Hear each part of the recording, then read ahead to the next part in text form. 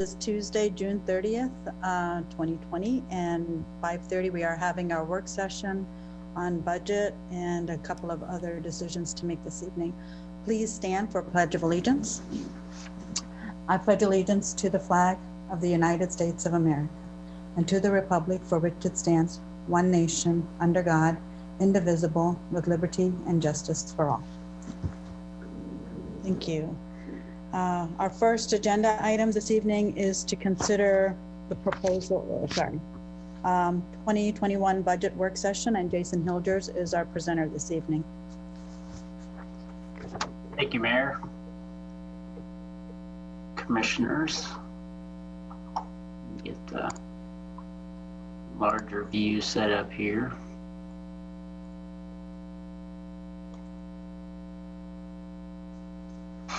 So I wanted to take you through a little bit of the history and some of the items we've discussed throughout May and June. At our first work session, May 12th, we forecasted a $3 to $8 million deficit in 2020, and that was directly related to COVID-19. We have experienced flat or dipping revenues within the past 5 years, including this year. We anticipate revenues for 2021 coming in more than likely lower than even 2019. Talked a lot about a strategic plan to position the organization for the future with a focus on our personnel, our debt, and our cash balances. May 26th, we maintained our focus within the general fund. We talked about the difference between strategic cuts versus across the board in our preferences. We also continued that discussion on the drop in revenues anticipated for 21.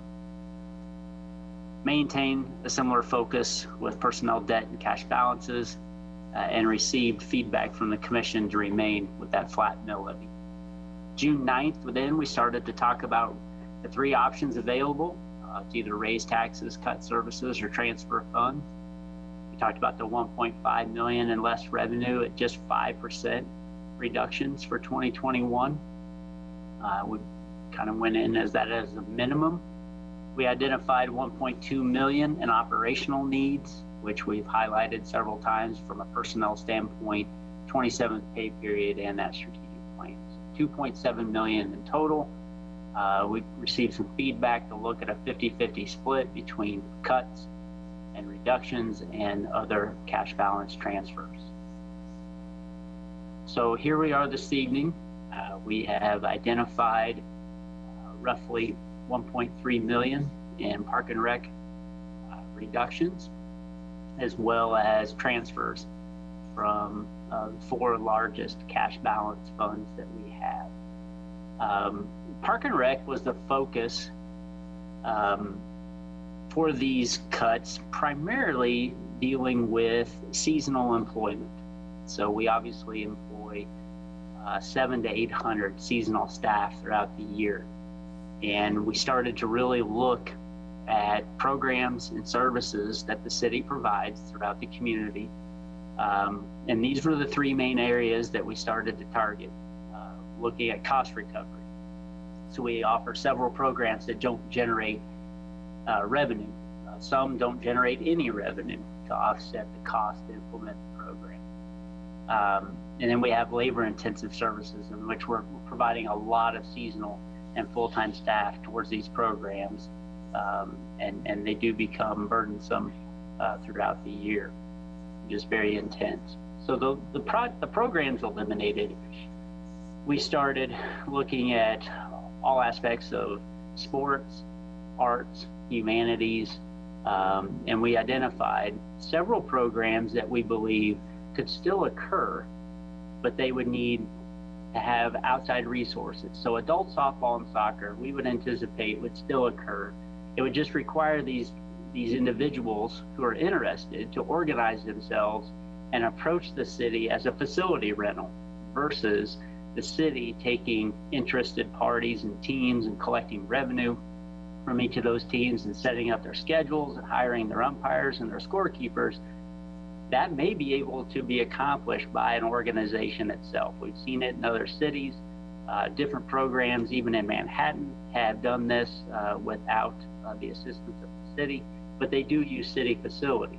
So this is a concept that would allow these to continue to occur, but just be on the responsibility of those groups.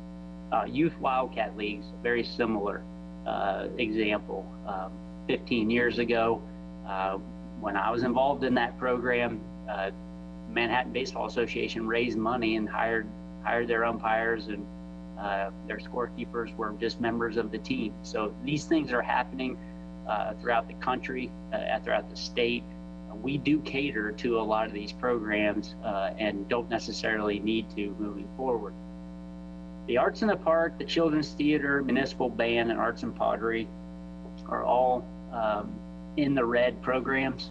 Not a lot of revenue associated with these, but there can be substantial costs associated with these, tens of thousands of dollars in these that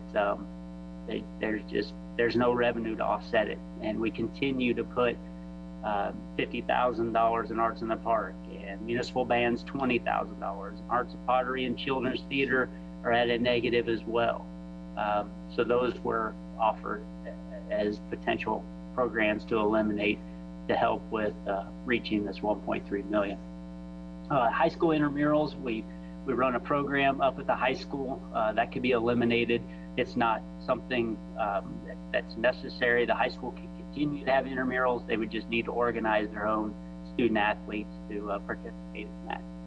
Scorekeepers, umpires, referees, those are again items that could be eliminated and if desired, provided by those organizations. Clearly, we're going to maintain some activities with our 6, 7, 8, 9, 10-year-olds, and we'll provide the umpires and referees for those.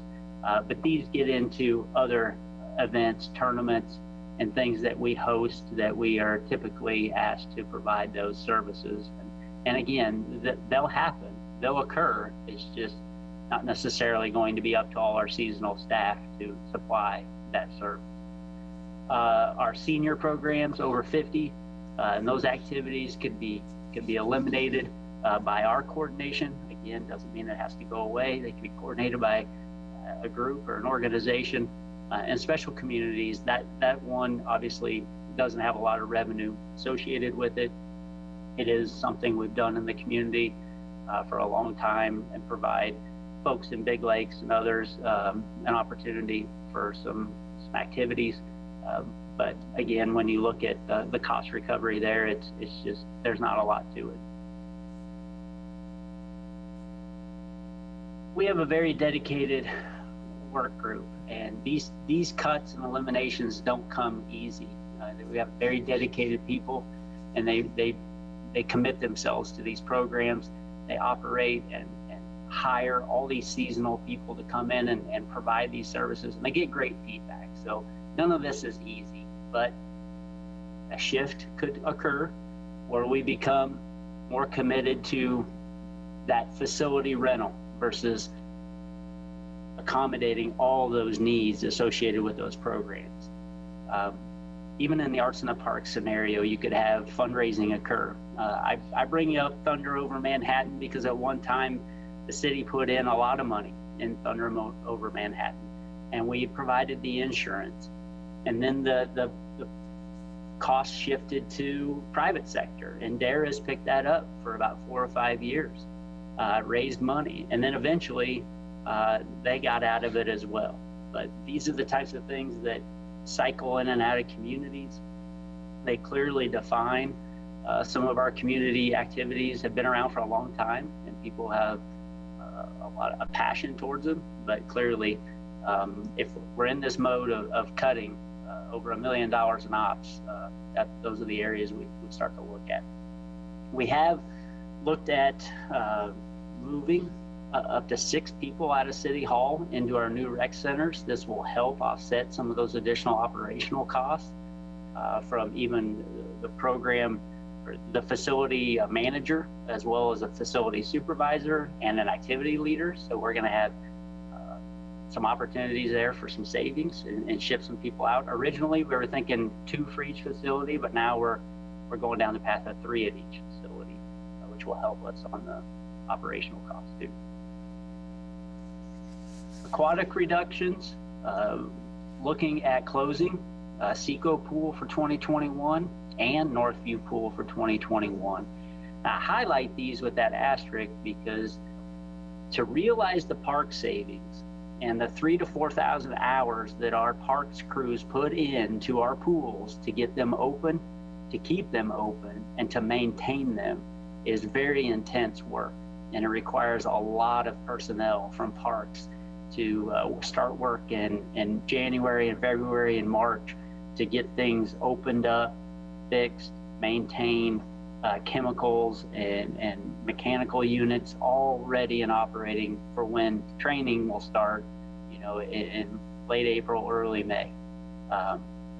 We then moved to city pool where we would reduce hours on a per day basis, but we would also close that pool earlier in August than normal to try to reach some savings there at the end of the year as well, where it is hard to maintain staffing levels and our young people are looking to transition back into school. This year is a good example. High school and grade K through 12 starts, I believe, August 13th this year, and the college starts August 17th. It had been a very difficult year for us to keep the pool open much past the 10th of August.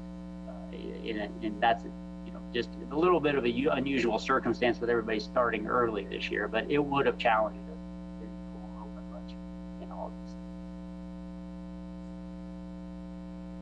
As I mentioned, a big part of where Parks is at in these reductions ties into those pools because they're so labor intensive to get open and operate and maintain. We've also looked at the mowing that could be eliminated or paid for from other sources. And I'll show you a map here in a second of all the mowing that Parks encounters, either directly or by contract. And another item that we spoke about that's gained a lot of feedback, and I recognize that. We have 29 parks throughout the community. We have a lot of playgrounds and a lot of park amenities within several of our parks. Aging infrastructure and safety are always a concern, and we're monitoring that in all our parks and all our playgrounds on a daily, weekly basis as folks are picking up trash and monitoring and taking care of the area. And the more we're at all these parks, obviously, the more people it requires to monitor and service those. So this strategy is one in which, as things wear out and as they meet a certain safety protocol for replacement, that we would simply remove those parks, playgrounds, and reach more back into a green space scenario where they could still be utilized by the neighborhood, but instead of making that investment back into that playground and requiring the staffing to be there from that point forward, there's savings there over time. That's clearly not removing playgrounds from 10 parks, at the end of the year. That's not what we're suggesting, but it is a strategy to realize reductions in services over time as you have less frequent trips and services to those parks.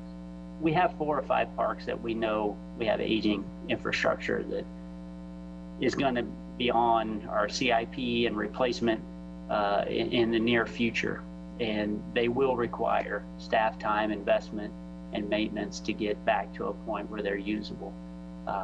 But returning that to green space is that strategy moving forward. Building maintenance, we have some conservation suggestions on thermostats and lighting. We'll be able to realize some savings throughout our 22 facilities in the city. 29 parks. I'm not sure how familiar you all are with all 29 of these. You may be very familiar, but we have a lot of neighborhood parks. More in our original ward districts, 1 through 7, have a lot of neighborhood parks. As the community started to grow, you'll find we invested in larger parks. As you get to the west side and the northwest and even the northeast, we have larger areas in which there's park land, but there are a lot of little neighborhood parks sprinkled throughout the community, and they all incorporated a playground. They all incorporated a lot of amenities along the way that obviously require maintenance and oversight. So this first map will be an interactive map. Is that showing up, Mayor? Do I need to unshare and reshare? I can see it, but I mean, I don't know if you, did you click on it? Go ahead. We can see the link, but we can't see the map. Okay, I'll reshare.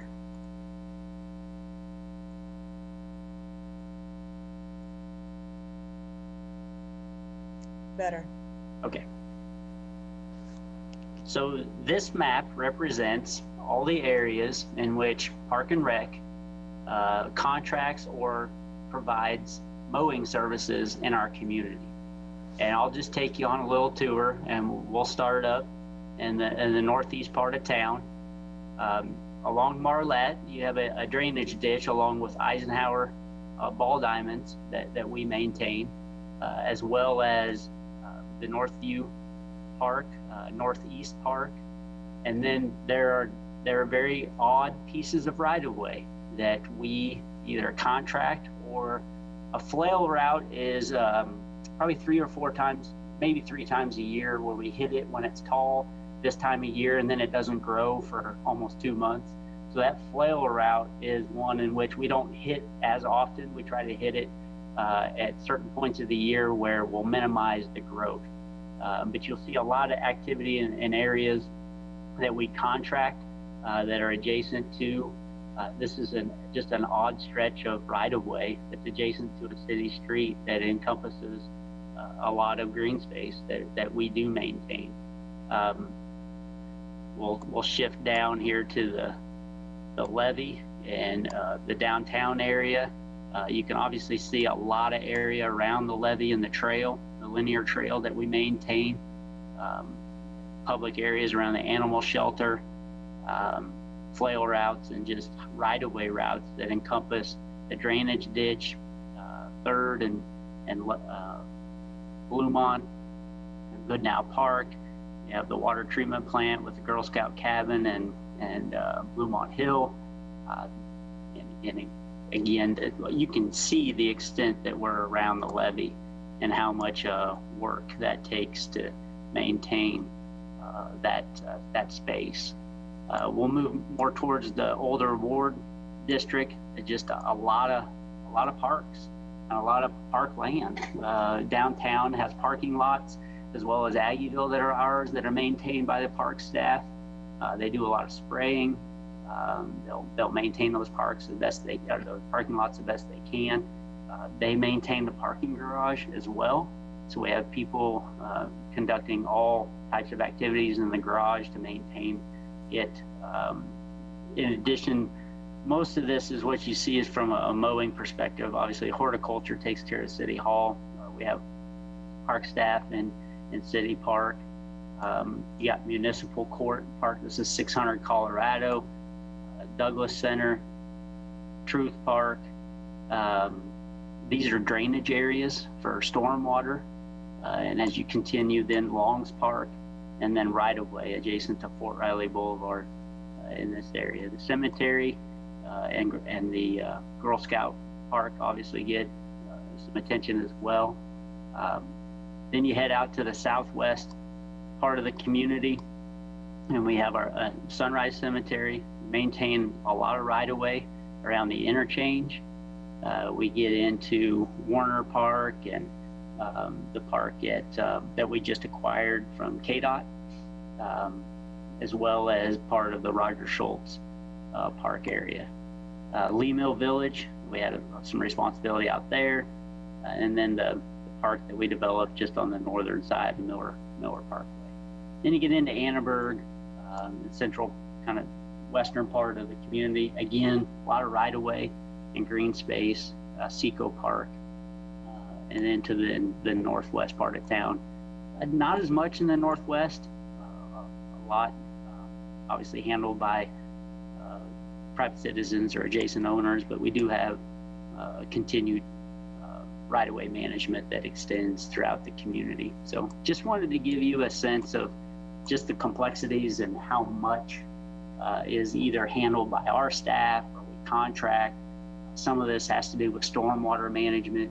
So there's a lot of needs that are associated with mowing in this community. Any questions on that map before I leave it? Jason, I remember 2 or 3 years ago, there was an effort to connect with KDOT because it was felt that our community looked so bad along the highway rights of way because KDOT wasn't mowing it, and we took on some of that. So is that what I see in red with all the interchanges then? Yes, yes it is. Is there, and we're in a contract with KDOT now, right? We have the right to mow that area, yes. So we have an agreement that allows us on the, and yes. Okay, and if we stopped mowing it, what would we save? Would you develop an estimate on that? We did contract that out separately. I believe Eddie is on the Zoom call. He can chime in.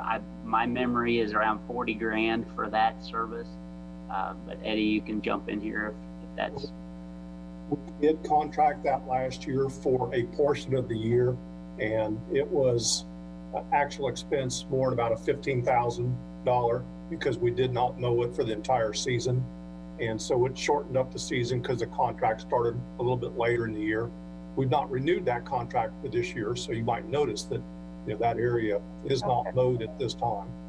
Okay, thank you. So we have that opportunity with KDOT if we would choose to. We're saving all of it then. Okay, so it's going to start looking pretty tacky here after the 4th of July. But that actually means KDOT's still responsible for mowing it. We just had the option of doing it if we thought they weren't doing it as much as they needed to. That's right. Yep. Correct. I got to fought that battle, right?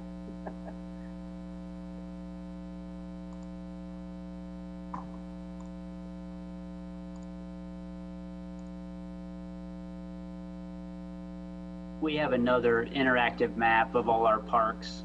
It's available on our website. I don't need to necessarily walk you through all our parks, but I wanted to make sure in your time as you're looking at the presentation, commissioners, unless you'd like me to go through all our parks, I can, but it is available on the website.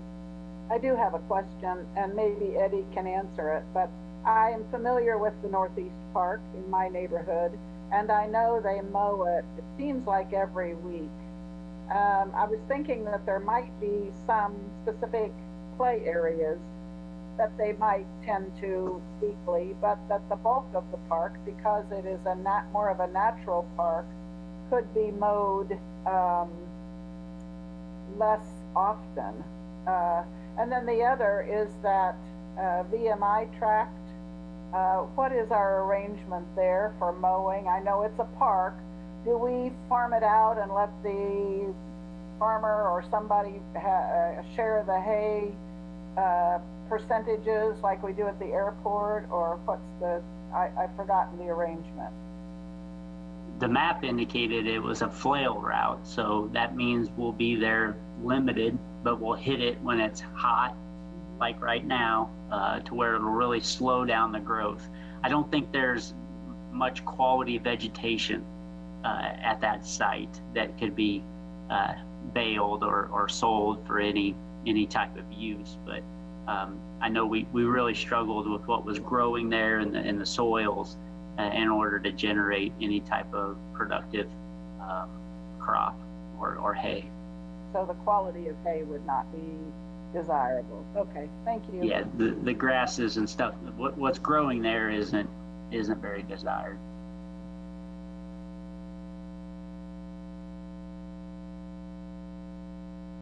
So all in all, we identified 1.3 million in cuts and reductions. And as you can see, recreation for sports, arts, and humanities was $230,000. Aquatics was $280,000 in reductions. Parks, another $490,000. And then we spread out $300,000 over the Discovery Center, the zoo, and the shelter to help get us to that $1.3 million figure. So at the beginning of our budget season, we the last meeting, June 9th, we highlighted this chart for you to see all the Park and Rec divisions and their revenues and their expenditures and the differences, and highlighted that $6.9 million subsidy in terms of more of a cost recovery perspective. We highlighted the blue in pools, the red in recreation, orange for our 3 agencies, our museums and shelter, and then parks in a shade of green there. And the next slide highlights changes in those colored areas to get to that $1.3 million in savings. So you can see our revenues go from 2.8 million down to close to 2.7, but our expenditures drop from 9.8 million down to 8.3 within the department itself. Our subsidy drops from that 6.9 figure to 5.6 million. So therein lies the 1.3 million in overall savings in the Park and Rec budget, or reductions or cuts, however you'd like to look at it. Fund transfers. So we identified the 4 fund balances that were over $1 million. We have several fund balances that we carry on every year in the budget book. These are the 4 largest. We looked at splitting these evenly, and then we looked at a percentage based on their totals. When you look at the even split, obviously it's about 300K per to get to 1.2 million. We obviously have larger balances in the Eco-Devo fund and the water fund, comparatively speaking, to the wastewater and storm.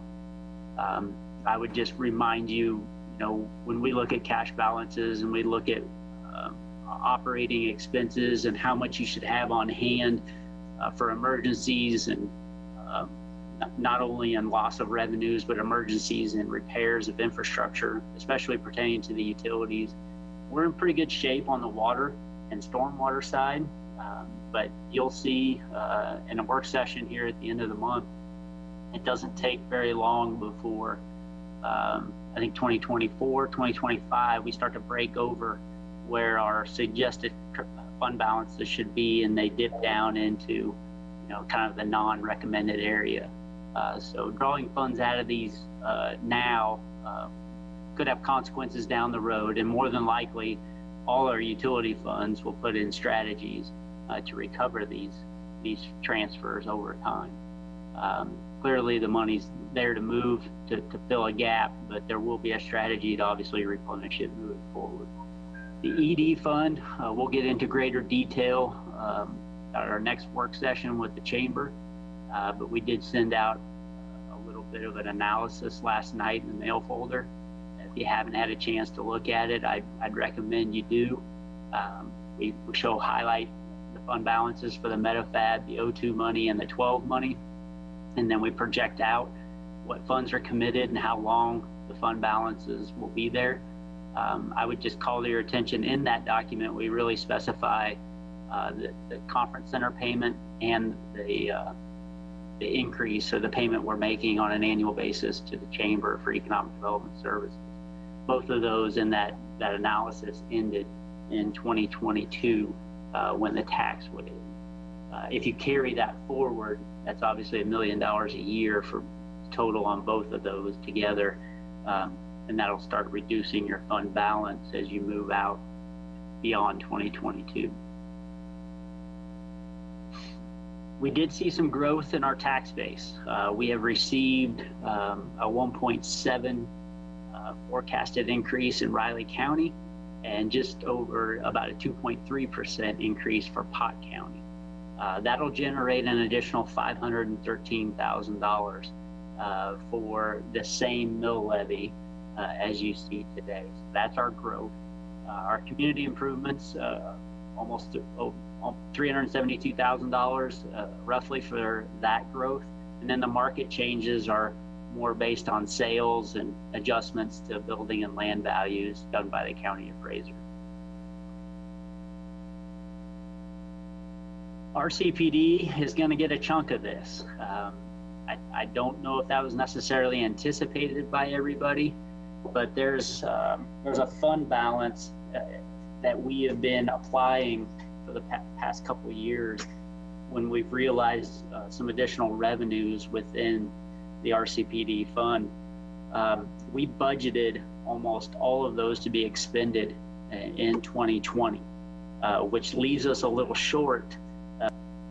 21, the 200,000 is what we have to carve out of 513 to make RCPD, and that's based on projections. Ad valorem property taxes fund the majority of RCPD, but there are about 4 or 5, maybe 6 other small revenue streams that come in from the county that are affiliated with motor vehicle tax. There's about 3 or 4 others that are all factored in to that revenue stream. So we're a little short. We need to make it up with this growth, which then allows us to, have around 280,000 available for the city on its side of the ledger when it comes to bond and interest, general fund, typically our levy supported funds.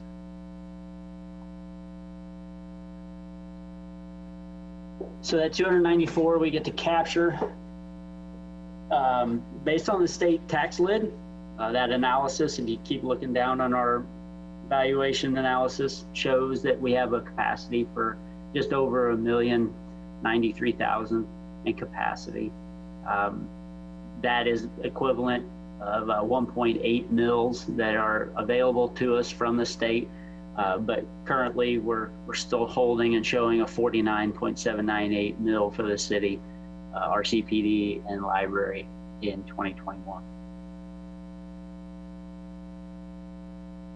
These are just a couple examples I provided. This is how a $200,000 home breaks down.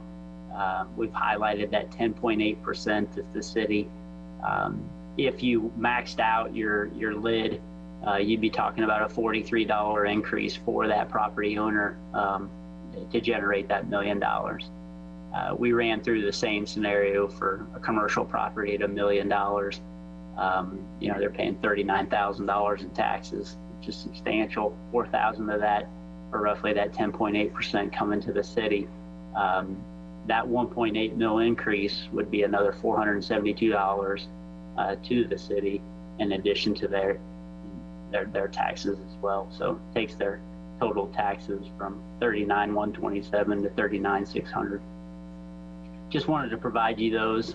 Just the capacity you have to increase is limited, and those would be the extremes that you'd be able to go to. So we looked at 50-50 on the split for the cuts and the transfers. As I mentioned, 1.3 million in park and rec as far as the reductions. Really a focus on that seasonal staffer providing those services. It keeps our full-time people intact to where they can still facilitate a lot of what we're talking about eliminating in a way that just the city doesn't provide the additional services to do. The pools and the park staff are intertwined. So if there is guidance or direction not to close 2 pools, the equivalent of that has to dip into a pretty substantial side of the park savings.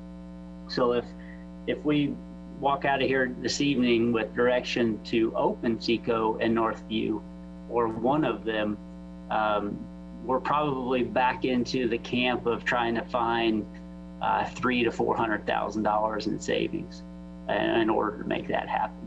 It's not a direct pool cost. It'll be more on the park side, given all the staff it takes to get those up and running. The transfers, just looking for reactions and feedback on not only the cuts, but the transfers, and see if we're headed in the right direction. Moving forward, just to remind you, July 14th, you've got the Chamber and CVB and EcoDevo. July 28th, we have the utilities. On the 28th, we're going to need to get a value at which we can publish for our first reading of the budget on August 4th. So by the end of the month of July, we're going to need to have a value. We can go to the paper and publish. Now, that's a max value. You can obviously bring it down from that, but we'll have to be able to publish that max value. So we'll get you all budget sheets. We were kind of waiting for tonight to get some feedback. If the cuts and reductions are what you'd like to see, then we'll get you budget sheets for all our departments with those cuts included. But beyond that, I'd be happy to answer any questions you may have at this point in time. Thanks, Jason. I just have one question for you. So the budget publishing date and budget due date has not changed, right? Correct. Correct. Yeah, first reading will be August 4th, second reading will be August 18th. All right, thank you. Commissioners, questions for Jason or city staff? Mark? Commissioner Hattasol here. I know you saved some money out of this year's budget you took some money out of Public Works and some of the projects for this summer, I think, for the 2020 budget to help meet things. People are really irritated with all the construction going on and would probably like to take a bit of a pause if possible. Have we looked at pausing any Public Works road projects? And people have even claimed that they would rather dodge a pothole so their kids could go to a few potholes so the kids could go to the pools. Is there no potential savings anywhere like there? So projects, especially construction projects, don't have a budget impact in the year they're occurring. Okay. We issue temporary financing and debt service doesn't start for 3.5 to 4 years after. So the projects we're experiencing today financially have very little impact to our budget today. In 2023, they will. Okay. So as far as just the pothole fixing and stuff like that, we have several $100,000 or $1 million in the budget for things like that, right? But we can't obviously go too long without fixing potholes, or people will be squealing about potholes instead of the parks. But that we don't. Yeah, if we take out the big $20 million Kimball Avenue projects or whatever, but is there? We don't think that there's really any savings we can take out of just the usual year-to-year type expenses. So before we passed the 0.2% sales tax, which generates $2 million a year, we were putting $2 million of special street and highway general fund money into street maintenance. Obviously with the 0.2, we're back into neighborhoods totally removing and replacing streets that are very old and deteriorated. We do have our Public Works street crews out doing, asphalt and concrete repairs. And these are areas of the community that have eroded to a point where we need to put a Band-Aid on them to make them passable. Pothole repair, I think traditionally folks see that as more of a wintertime function because potholes pop out very easily in the wintertime. The summertime, we still get reports and people, would like potholes fixed, but that activity really moves more into concrete panel replacement and asphalt, sections of asphalt that they're replacing. I mean, our street crews were on Anderson this week. If you drove down Anderson, you saw the water rushing down Anderson last week. We got that fixed. And then this week, every morning I came to work, our crews were out there at 6:30 fixing Anderson Avenue because we had to rip it up to get to the water line. I don't think the community wants to cut back there. Those are essential functions and roles that our guys are out doing. And making our lives a little easier once that water line's fixed. Now, clearly, that neighborhood wants their water line fixed as soon as possible, which that's essential in what we do.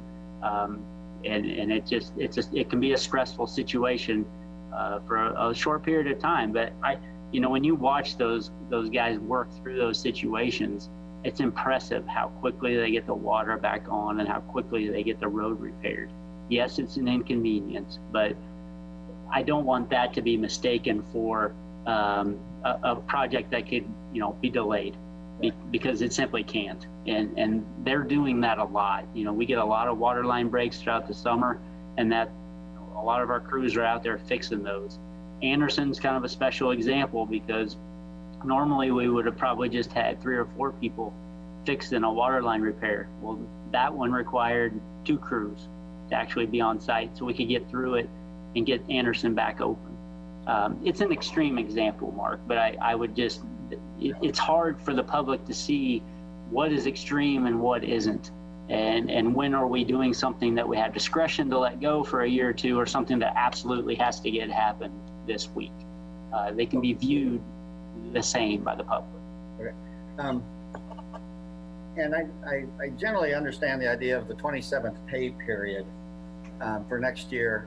My curiosity is if payday falls on a Friday and it's December 31st, we do not have the ability to push a payday 3 or 4 days back into the next fiscal year.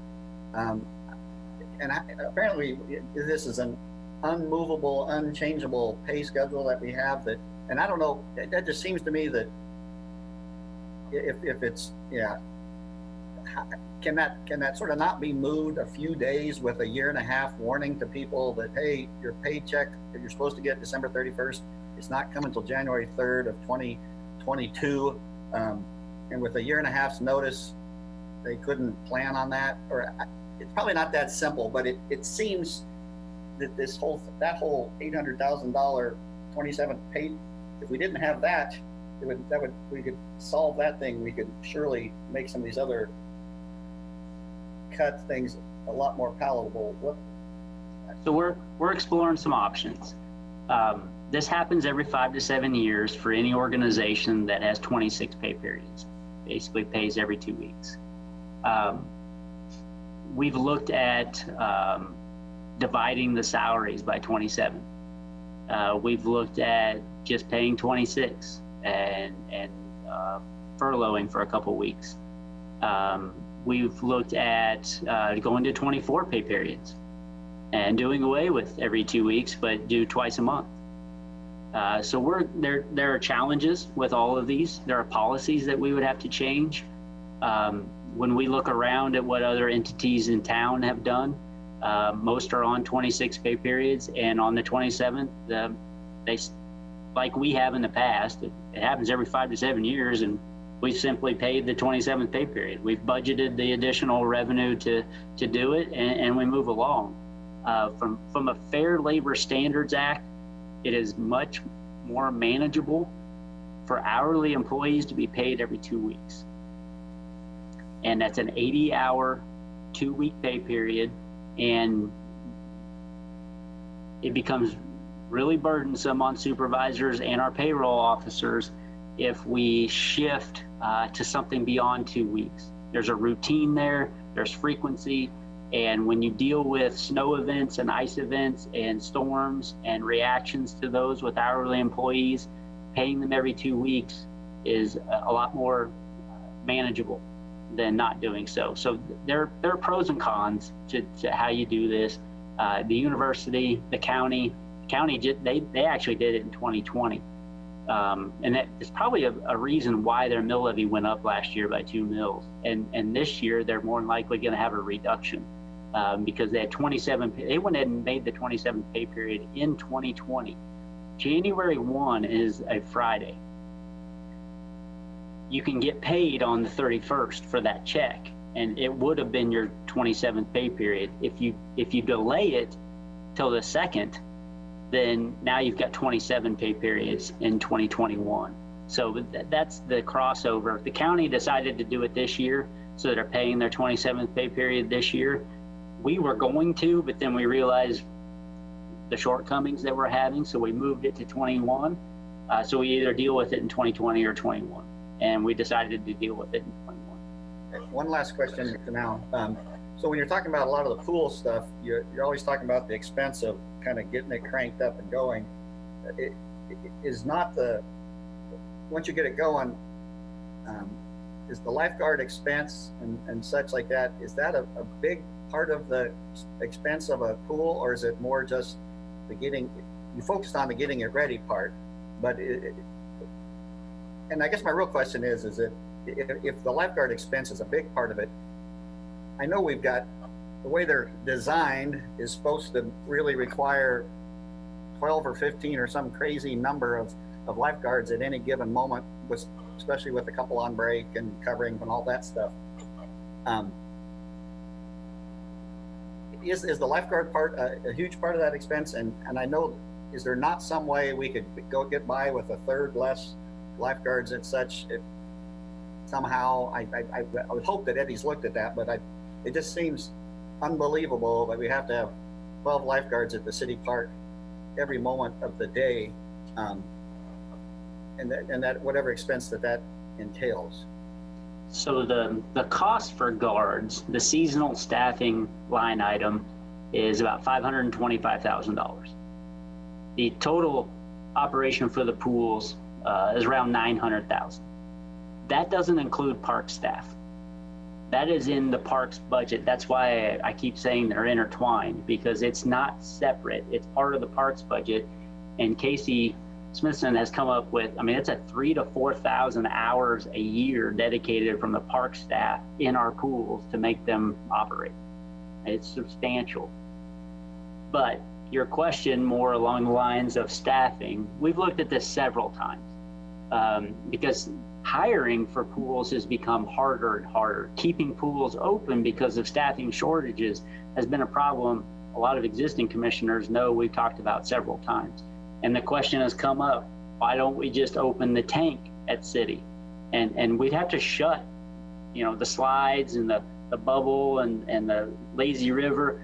If you've been there when there are 1,000 people at that pool, it almost seems like 17 active guards isn't enough. If there are only 200 people there, then 17 guards seems like that seems like it's a bit too much. It's the day-to-day prediction of what you're going to get for attendance that we clearly have to staff for. Do we send people home at times when things are slow? Absolutely. You don't just keep them on to keep them on, but there's always that anticipation every day.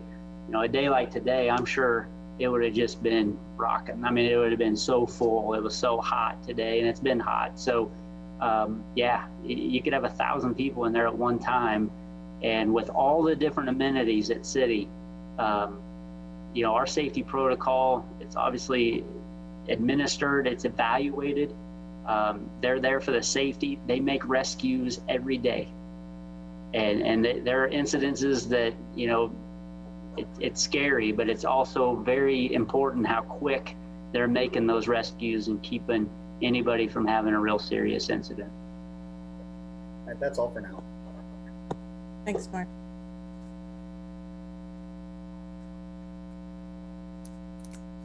Other comments or questions for Jason? Mayor, this is Commissioner Estabrook. Yes. Jason, I got some questions. I'll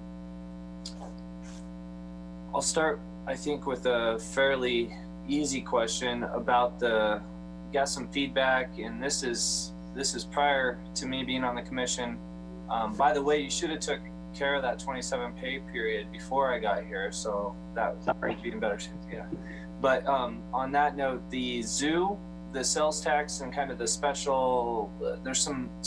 Can you help me understand that? And that's not part of any of the Parks and Rec type of cuts or reductions? I just, if you can elaborate a little bit more on that zoo, that sales tax for that special project for the zoo, I think. Sure. So in 2009, there was a sales tax project that went towards the pools and the Zoo Ed Center. The commission actually ended that a little early because we had paid off the pools and the Zoo Ed Center, and that allowed us to renew the $0.25 for the recreation centers and the trails and SECO renovation. even though we ended that tax early, it generated more revenue than we had expenses. And it's at a total right now of $2 million of available cash.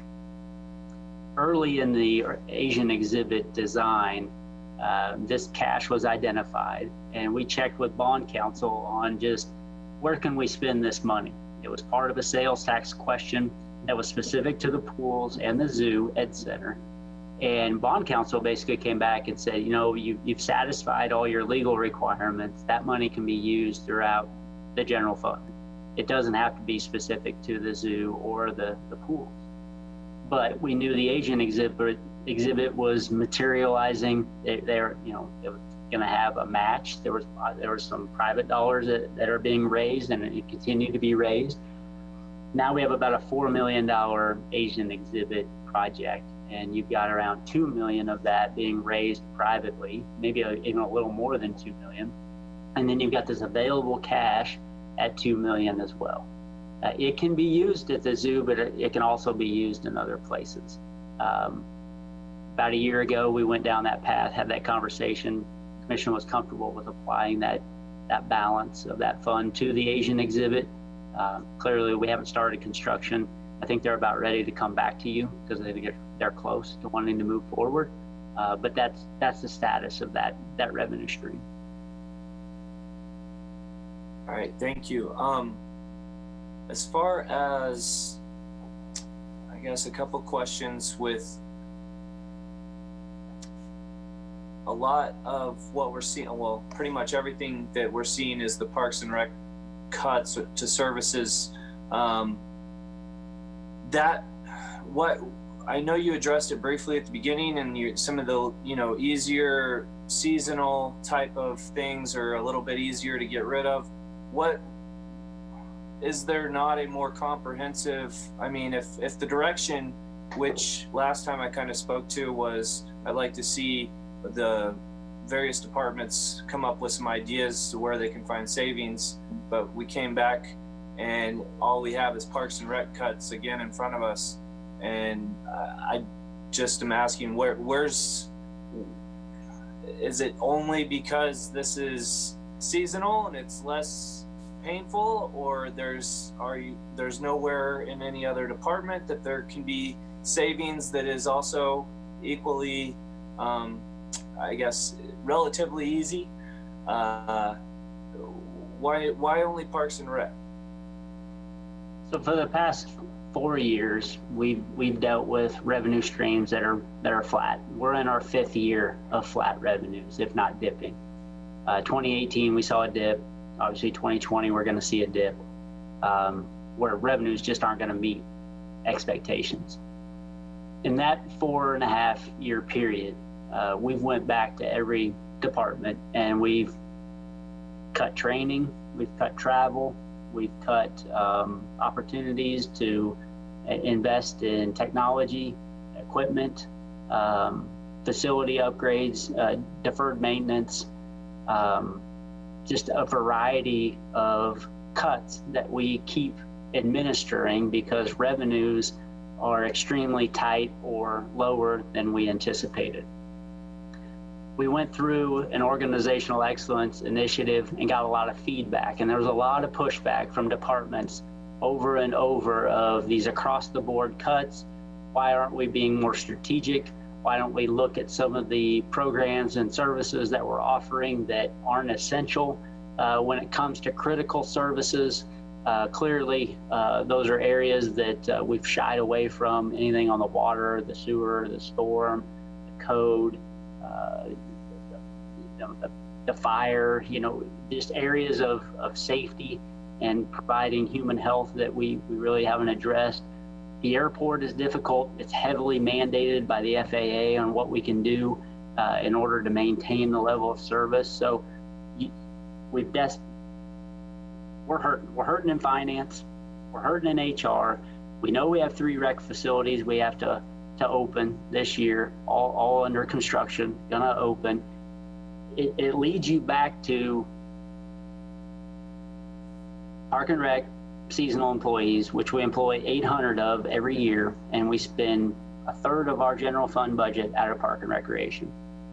And if we're going to be strategic about moving with sustainable cuts, things that have to be in place from here forward, we started looking at cost recovery. We started looking at just some of these programs not having any revenue streams at all. And I realize the community loves these programs, and we do too. We have dedicated staff. They provide them every year. They've embraced them. They enjoy them. They bring a lot of joy to our community. And they separate Manhattan from a lot of other communities. But when you're being asked to cut 1.3 million, if we go across the board, again, I think we're going to lose good people. We're going to lose really good people. And I think we've been sent a message as management that if you continue to do this, this isn't an environment that folks want to be in. And even amid COVID-19, I know some very qualified and hardworking individuals that are being recruited out of here. And we don't want to lose them. If we do lose them, I'm not sure their substitutes or their replacements are going to be anywhere near their capacity. It's just a tough environment right now to recruit. And that's why people are starting to jump into organizations and try to pluck out those who are high performers because they're struggling to replace those people too. It's becoming very competitive. So you want to remain attractive. You want to keep your people treated in a way that becomes attractive to recruit and retain people. And the indicators we've been getting from the organization is we're sliding, we're slipping there. And across the board cuts will continue to grease that skid. I have two more questions. One being, I guess, in response to that, I absolutely want to, I understand the trouble and the struggle of recruiting and retaining and good quality people. That's not unique with the city. That's absolutely the same case for the school district and K-State and the police department, everybody that is a government entity in our region. We want to keep the ones that we know are doing a good job.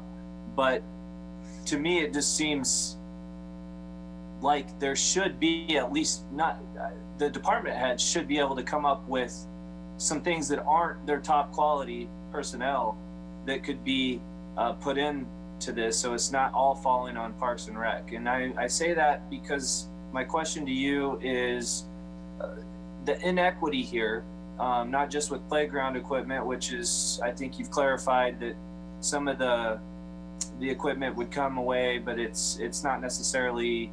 I think Eddie's explained that in the emails too, that when it's damaged, it won't be replaced necessarily.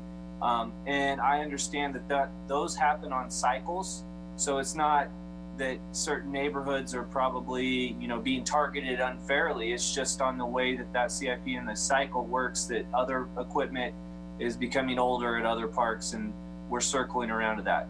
But with the pools, I'd like to see Northview not closed, and for that to happen, there needs to be, like you said, some savings, some cuts somewhere else. While Commissioner Hadasal was speaking, it kind of jogged my thoughts about that 27th pay period. Is there a way to identify a certain wage that, we're going to commit to that, but the other part of the other top half of that, if it's a half, we're going to try to find savings through these things that you're talking about with energy, with different, maybe the community doesn't need their streets plowed as much this winter. Maybe they can do it themselves for one winter so they can have another pool open. And so we can hit that 20. I mean, is there a way to incentivize us to hit that 27th pay period, or are we unable to do something creative like that because we got to publish in a way that restricts that creativity? No, that creativity it's available. Our department heads, as I attempted to reiterate, have been gone to the last 4 years to provide that cut list. And again, it falls into areas that aren't necessarily seen on the outside, and the expectation for the service remains very high, but it's a struggle to provide it. Casey and Parks are a great example of when you do across the board cuts and you list out everything that he has to do and to maintain and take care of, he knows he's not going to. And there's going to be areas that are really going to slip. And it's not only in Parks. I can't reiterate enough where we're at financially and where we are at with our finance staff is at a level of high concern. We have to staff our finance department, or it will cost us a lot of money, a lot. Because when you start adjusting debt rates because you can't get your audits done on time, it's impactful. When you issue $50 and $60 million in debt a year, 0.5%, 1/4%, 3/4, they're very impactful. And those rates stay with you. So there's some things we just have to do. 27th pay period, we're exploring options. We're trying to find ways we can roll this out. But again, it's going to fall on the back of our employees who already have given us a lot of feedback that they've absorbed a lot of the cuts and a lot of the unwillingness to raise revenues to operate in a manner that they see as efficient. We haven't seen the property tax increases. We haven't seen the sales tax go up. Just about everything else is flat or dipping. So we come back to that macro perspective. Either you raise taxes or you cut services. Cutting services is hard. You get out of Park and Rec, and now we're probably going to start having conversations about affordable housing. Because if code and zoning are impacted, and we require things to slow down, and we require our developers to incur more cost, your inboxes are going to fill with, the higher level of bureaucracy or just the length of time it takes. Because if we lose people out of code and we lose people out of zoning, everything that you all deal with on a 2-week basis by way of development slows down. And it becomes difficult for them to keep up. And then there becomes a backlog. We lost a person in code, one person, for about a month. And I'm sure you all heard about it. One person. And I know the emails were flying, and we got a 3 or 4 page letter from a development group in town upset with us because we're not keeping up. One person. That's how stressed some of these departments are in providing the services that everybody expects. So if we're going to get out of Park and Rec and we're going to get out of these seasonals and we get into full time, we're talking 20 to 30 full-time equivalents to get 1.3 million.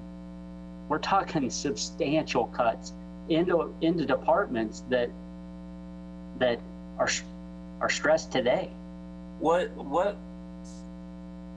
not going completely from one end to the other, one extreme to the other, but if that Northview was open, and then what are you talking about? You said, is it 300,000?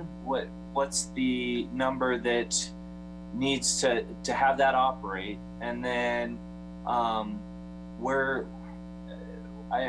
there's what could be increased? Is there any transfers? Is there anything in other places? That's what I want to see. I don't expect you to have an answer today, but going forward, what that looks like, where those cuts could be realized, and what other services could be given. Especially the snowplow thing is the easiest. I know that's probably 70,000 or something. It's not 300,000, but it's something the community can do, and there's safety concerns for that too. So there's a lot of things to think about.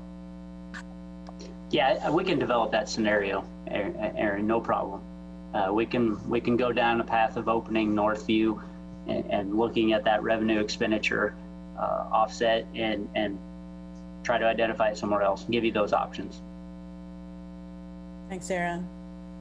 Other commissioners for comment? I will comment after everybody else is done. I was interested at the previous meeting in trying to identify some big projects, like a construction project that we don't have to do or we can delay a year or so. And the only one I can really come up with is the joint maintenance facility. And I see on a future plan list that we'll be considering a guaranteed or maximum price at one of our meetings coming up. So at what point, for example, could that project be stopped and be a source of revenue? Again, a project that hasn't even started, hasn't even had temp notes issued, the community will not have to purchase or buy that project or pay debt on it till 2024 at the earliest. So it's not costing the city a lot of revenue right now to plan for that project. Kicking the can down the road, I know. What about the levy? Are we going to be required to come up with any money during the rest of 2020 and into 2021? I know that's a very expensive project and we are committed. So we're gonna have to work around that. The marker moves for me. The deadlines have moved in the past. So what is the plan now? The last time we talked to you, we laid out a 70% stormwater, 30% split between water and sanitary sewer. And that seemed to be the direction we were comfortable moving forward with the city's share. We have met with the Corps. There's some railroad and other acquisition issues we're working through. But from a financing standpoint, that'll be part of that July 28th utilities meeting when we talk about all three of those funds and how we're going to plan to pay for the levy. Ron, did you want to add something, Ron or Rob? I saw both of your mute buttons unmute. I was just going to add, we'll have a memorandum of agreement that we'll have with the Corps that deals with our betterments. That'll be coming to a legislative meeting, and right now that project, as you recall, was delayed till a bid opening of likely maybe April of next year. And so we'll have to provide our funds, our matching funds, prior to that, about 30 to 60 days before it goes to bid. That will include our betterments, but we also would plan on issuing, I mean, this is a construction project, so we would finance our construction financing to put in place. So we would issue TEP notes for our match to go forward. Well, certainly it's clear that the Parks and Rec program would take the hit for the rest of the budget, and I think those programs have to do with the quality of life here for so many citizens. I do think that right now is a good time to have the construction taking place, because by my feel, our community is about half full. And we're not on maximum at all. We are, there's nobody at the intersections, so to speak. So we have to, and that also is a reflection of the less revenue that we'll be taking in. I do think it's important that we also talk about the, well, I want to, because there are fewer people here, I want to talk about the potential to reduce the city budget in some selected areas because the services are not being required. And I was going to say codes, Jason. I can't know that situation. I can sit here and speculate all day long, but I'm thinking of fewer animals at the animal shelter. I'm thinking of codes. I'm the other programs that are not being fully utilized. We are not, and I don't know where else. You would have the best handle on that. Whether it's the full customer service staff at City Hall, whether it's the full custodial staff around the city, it's just you're going to have to make that judgment because it's just impossible for an outsider to see inside about what's happening. But whether you have marginal performance staff that you're keeping on, or I mean, I just, that's not something we can judge from the outside. So it's totally dependent on you to do that. I've had people, we have heard from the public. We've probably had 40 emails from, and not all of them are Parks and Rec. Some of them are the next topic, facial masking, but together it's been more emails than, I don't remember this many at all, especially with our new system. But we are,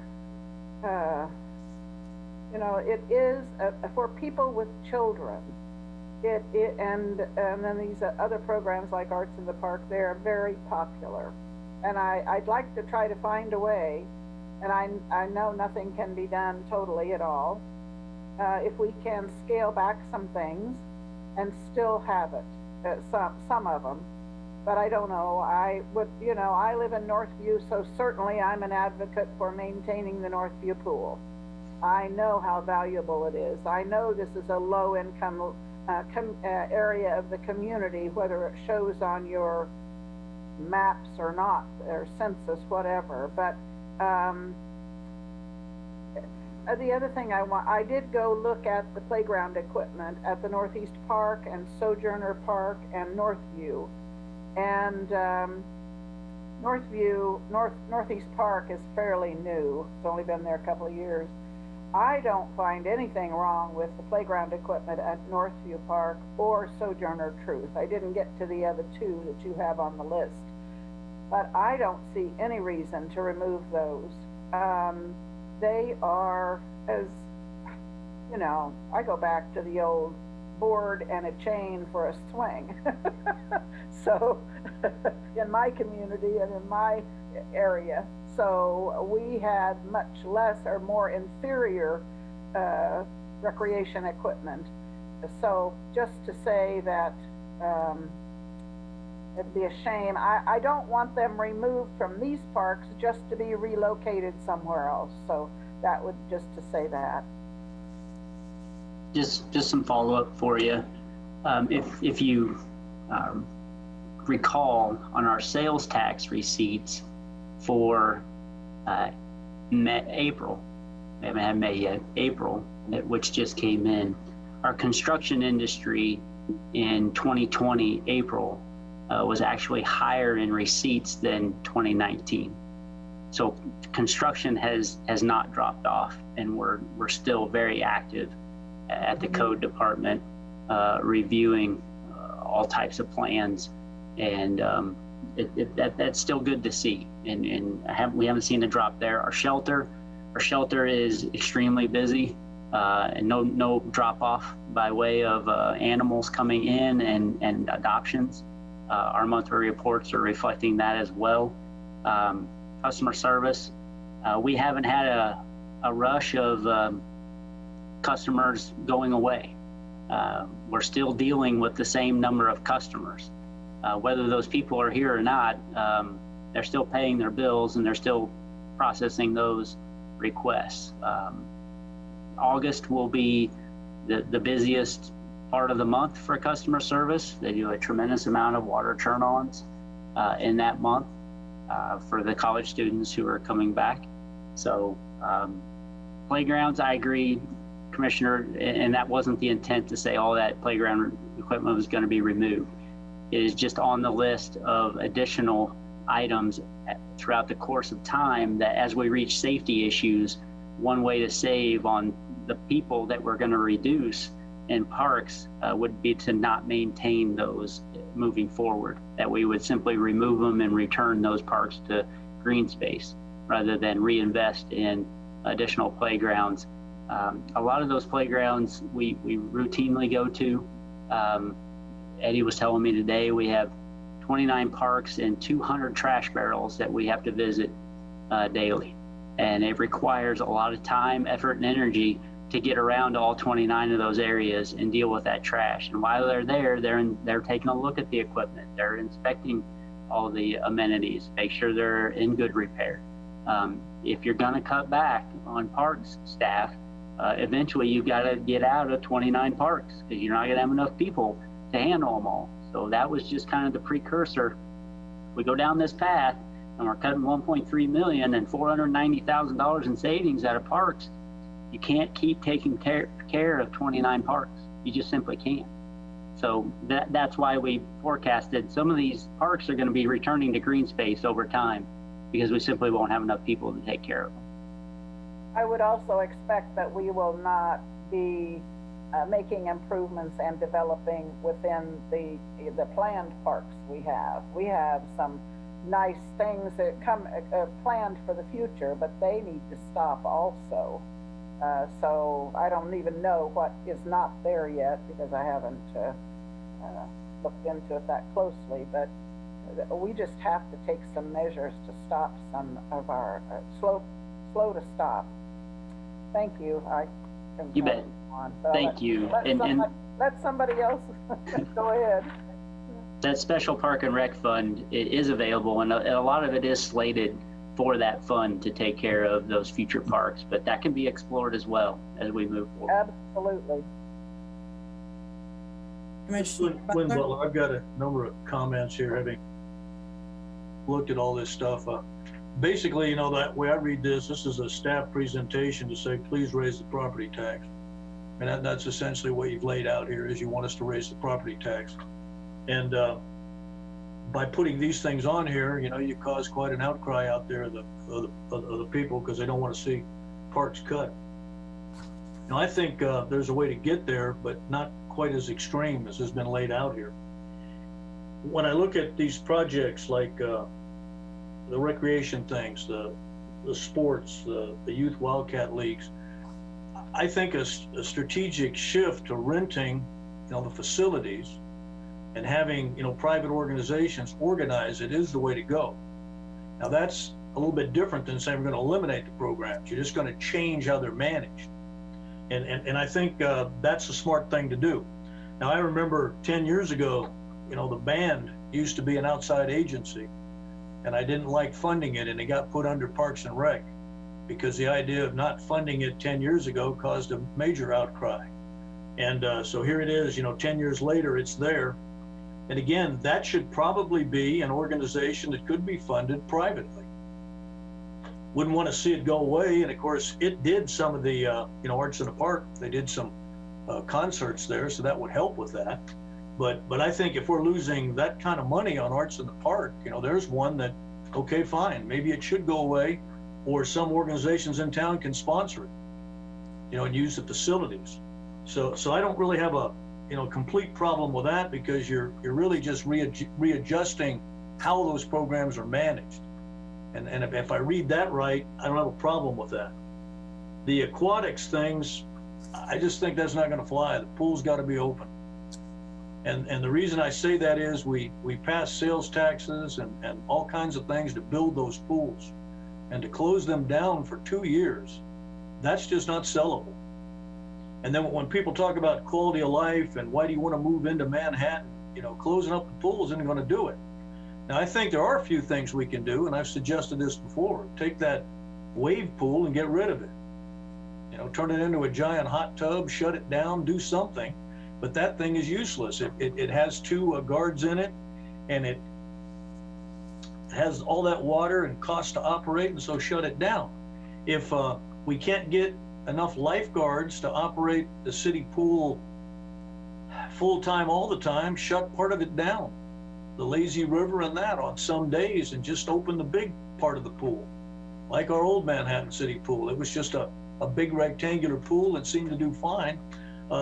Look at it that way, but I just don't think we can sell the idea of shutting down Seco and Northview Pool and then cutting back operations of the city pool, as draconian as that is.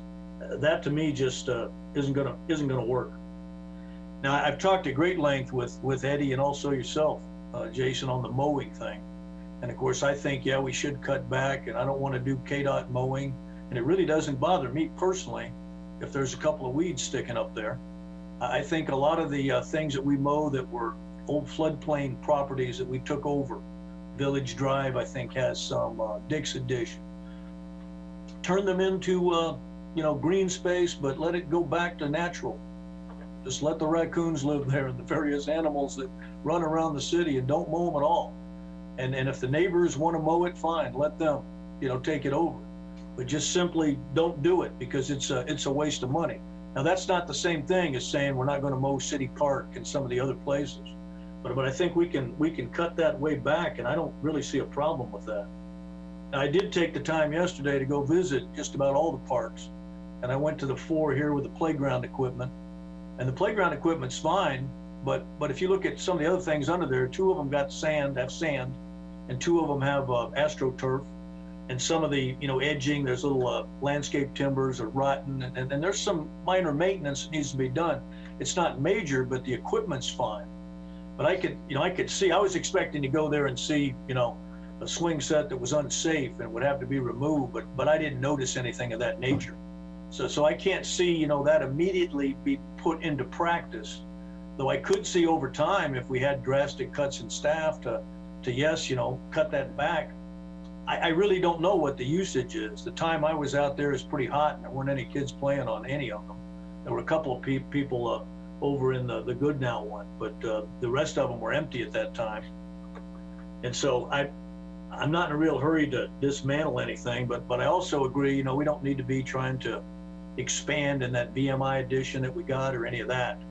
And spending a lot of time mowing there is crazy also. No one has access to it. Just let it revert back to wilderness. And that's absolutely fine with me. Now, some of these things like the Flint Hills Discovery Center, well, that's one that probably no one has sent anything complaining about closing it, which you might find of interest. The pools are, a favorite. I've got people come to see me about Sunset Zoo, but the Flint Hills Discovery Center is apparently not a favorite of the people that have been vocal so far. So I don't see why we don't eliminate like those traveling displays. We had different ones every quarter. We're supposed to bring in people, just cut that. And that's several $1,000s. Just flat don't do it. Change the hours, limit it. I think some things need to be done there. The animal shelter, I don't think it's possible. I keep a lot of track of that. That's one of my favorite little organizations, the animal shelter. But I do think we should explore outsourcing, because you talked about customer service. There's no reason why we can't outsource pet licensing. I've said this for years. I think if you get the right company, customer service doesn't have to deal with pet licensing, and that company will take care of the whole thing. And I sent the information from just one organization. I'm not lobbying for them, but I just happened to read them, and they sent me an update, and I think I shared that with Eddie, and he has that. And I really think, outsourcing is the way to go, but not if it costs us more money. If it takes customer service people out of a task, then that's a plus for you, because they're overworked. And if it breaks even or makes more money, then what harm is it to outsource? And the pet licensing one may be just one of several that you can look at. Now, as far as transferring money, I'm pretty hard over on do not tinker with the street and highway plan. that Public Works has set up. You know, we're putting about $4 to $5 million in it every year for 10 years now.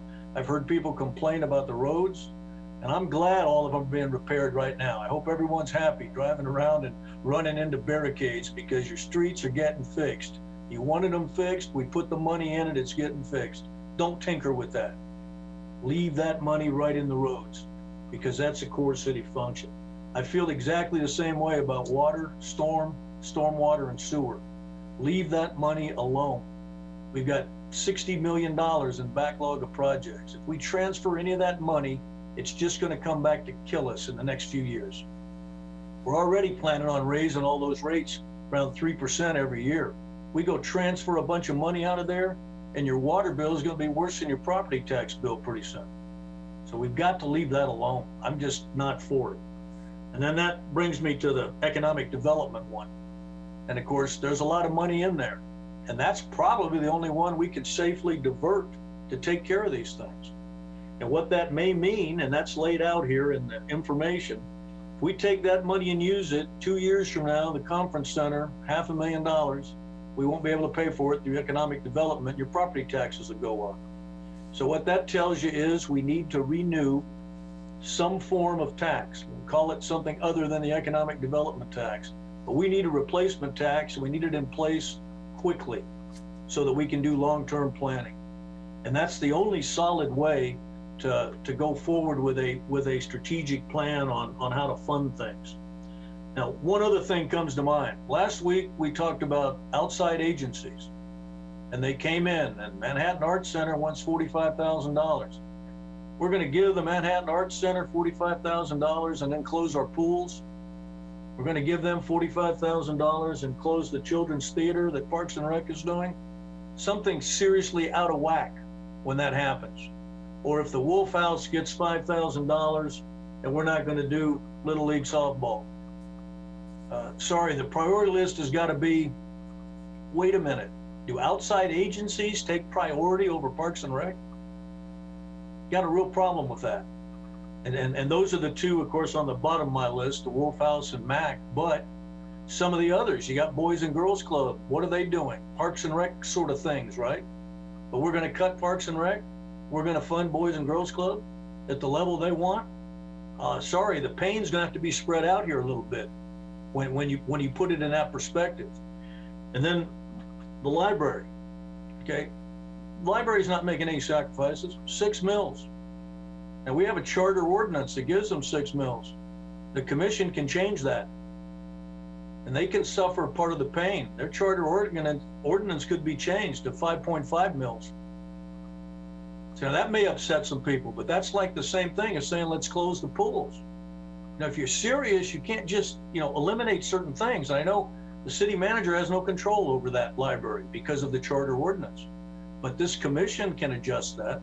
And I've suggested that before, that we should change it and we should put the employee benefit fund in there so it's not in addition to the 6 mills. But I think it's time to lower that. If we're in that dire of straits, we're going to close the pools for 2 years in a row, then the library needs to be part of this discussion. And then lastly, next week we'll have the chamber. And we've got, Region Reimagined, and they want $300,000 a year to make everything wonderful. But once again, as I look at over the past 10 years, what has been what do we get back on that? It's the same thing as these Parks and Rec projects that, lose money. What have we gotten back? Property tax rates are not increasing. Buildings not increasing. Sales tax rates aren't increasing. So why are we giving that much money to the chamber? And that's part of the economic development money. So if you want to transfer something, those. And we haven't really looked at that. And I know a lot of those are pet rock projects that people get upset. Manhattan Arts Center, the chamber, things of that nature. But we gotta put all these things together. And this extreme, attack on Parks and Rec can't happen unless the library is part of it, Chamber of Commerce is part of it, outside agencies are part of it. And that's my take on it. Thanks, Wynn. Yeah, Mark. Just add a couple of things. Hadasol here again. So Jason, you didn't really, I think you showed that there was some cut to the zoo. It's not gonna be part of that $2 million that's set aside for the Asian exhibit, right? There was a cut proposed, I thought, one of those things, but it was never talked about. Was that money supposed to come out of that $2 million set aside, or was it just other operating expenses? Operating. Operating expenses, okay. Secondly,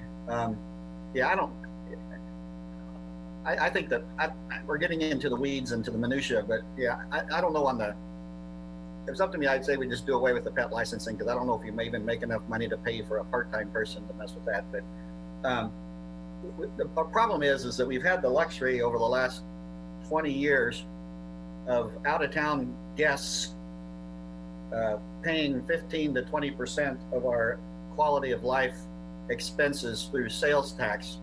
And now that has dipped and is going to dip apparently for a while, the question is,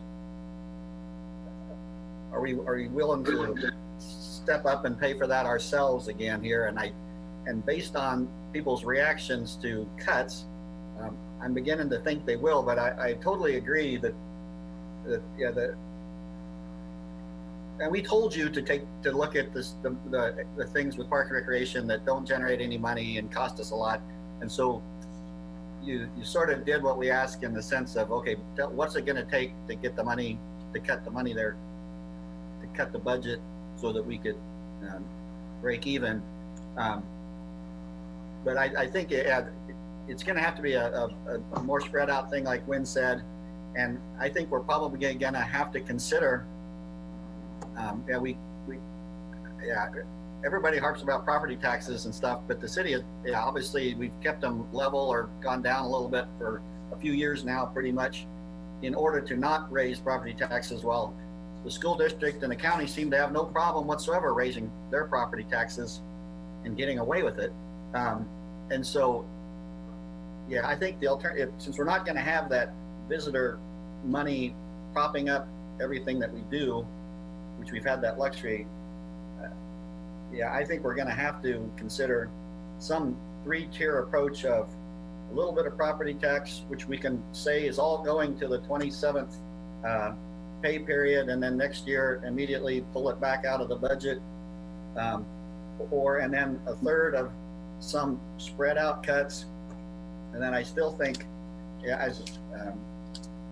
taking a third of the money from some of the funds, we could do more with the Economic Development Fund and a little bit from the water, but leave stormwater alone. Wastewater doesn't look like it has a lot of extra in it. But it's going to be one of those things where, your water rates are going up. You rather pay property tax or higher water rates. But one way or another, there's got to be some more money generated, because these cuts are untenable. People are not going to tolerate the pools and no activities for the kids, period. If there's not going to be baseball, softball, soccer, and you're not going to let them go to the pool and such, then that's a recipe for disaster. And so we're going to have to put some of this stuff back into Parks and Recreation, and we're just going to have to figure out some other way. And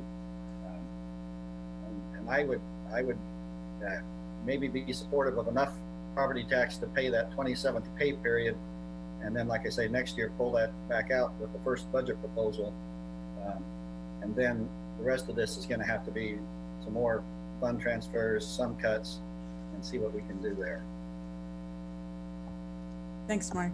Mayor, And just one other thing, Mark, I agree with what Mark said, most of it, but the animal shelter, the licensing thing, if we do away with it, then we got a rabies issue, because that's what originally drove the licensing, was rabies. And so that's the reason that we do it. And it does bring in some revenue to the city, a pretty good amount. It would, if we could get 100% compliance, you wouldn't have a problem funding the animal shelter. And that's why I've been pushing it. And I'm hoping that maybe a outside consultant might be able to push it more, because they'll be gaining some reward by doing so, and it should increase our revenue. That's what the goal is. Thanks, Wynn. Aaron? I want to suggest that as you come up with savings, other cuts, that the first things that should be looked at going forward, from my perspective, are things like the the membership to the National City League, League of Cities. I understand they provide a service, but I think that was like $60,000 or $70,000. It seemed like. Maybe I'm remembering wrong, but I'd rather have a finance person in that spot, right? And so, things that we already have subscriptions to that we've done in the past, delaying those, and then looking at other ways to save. Just want to throw that out there. I don't know that I agree that I'd like to see all of that before I am going to consider what Commissioner Hattasol talks about, raising a property tax. I think there's other things that we could cut, and like you said, this evaluation that's coming in is essentially a mill, right? It's about $520,000, $585 would be a mill. We're getting another mill. We have reductions in sales tax. We have a shortfall in other ways, but your property taxes, in some respect, in relative terms, is going up a mill of what we bring in. So cuts to the things we subscribe to, potentially cuts to higher end salaries, or just things that we need to look at before we determine to raise the taxes. Aaron, I agree with that. And you might recall that National League, maybe it wasn't the National League, it might have been the Kansas League, paid for out of the water fund that I objected to, because we've been using the water fund to pay for things like that, which makes it worse.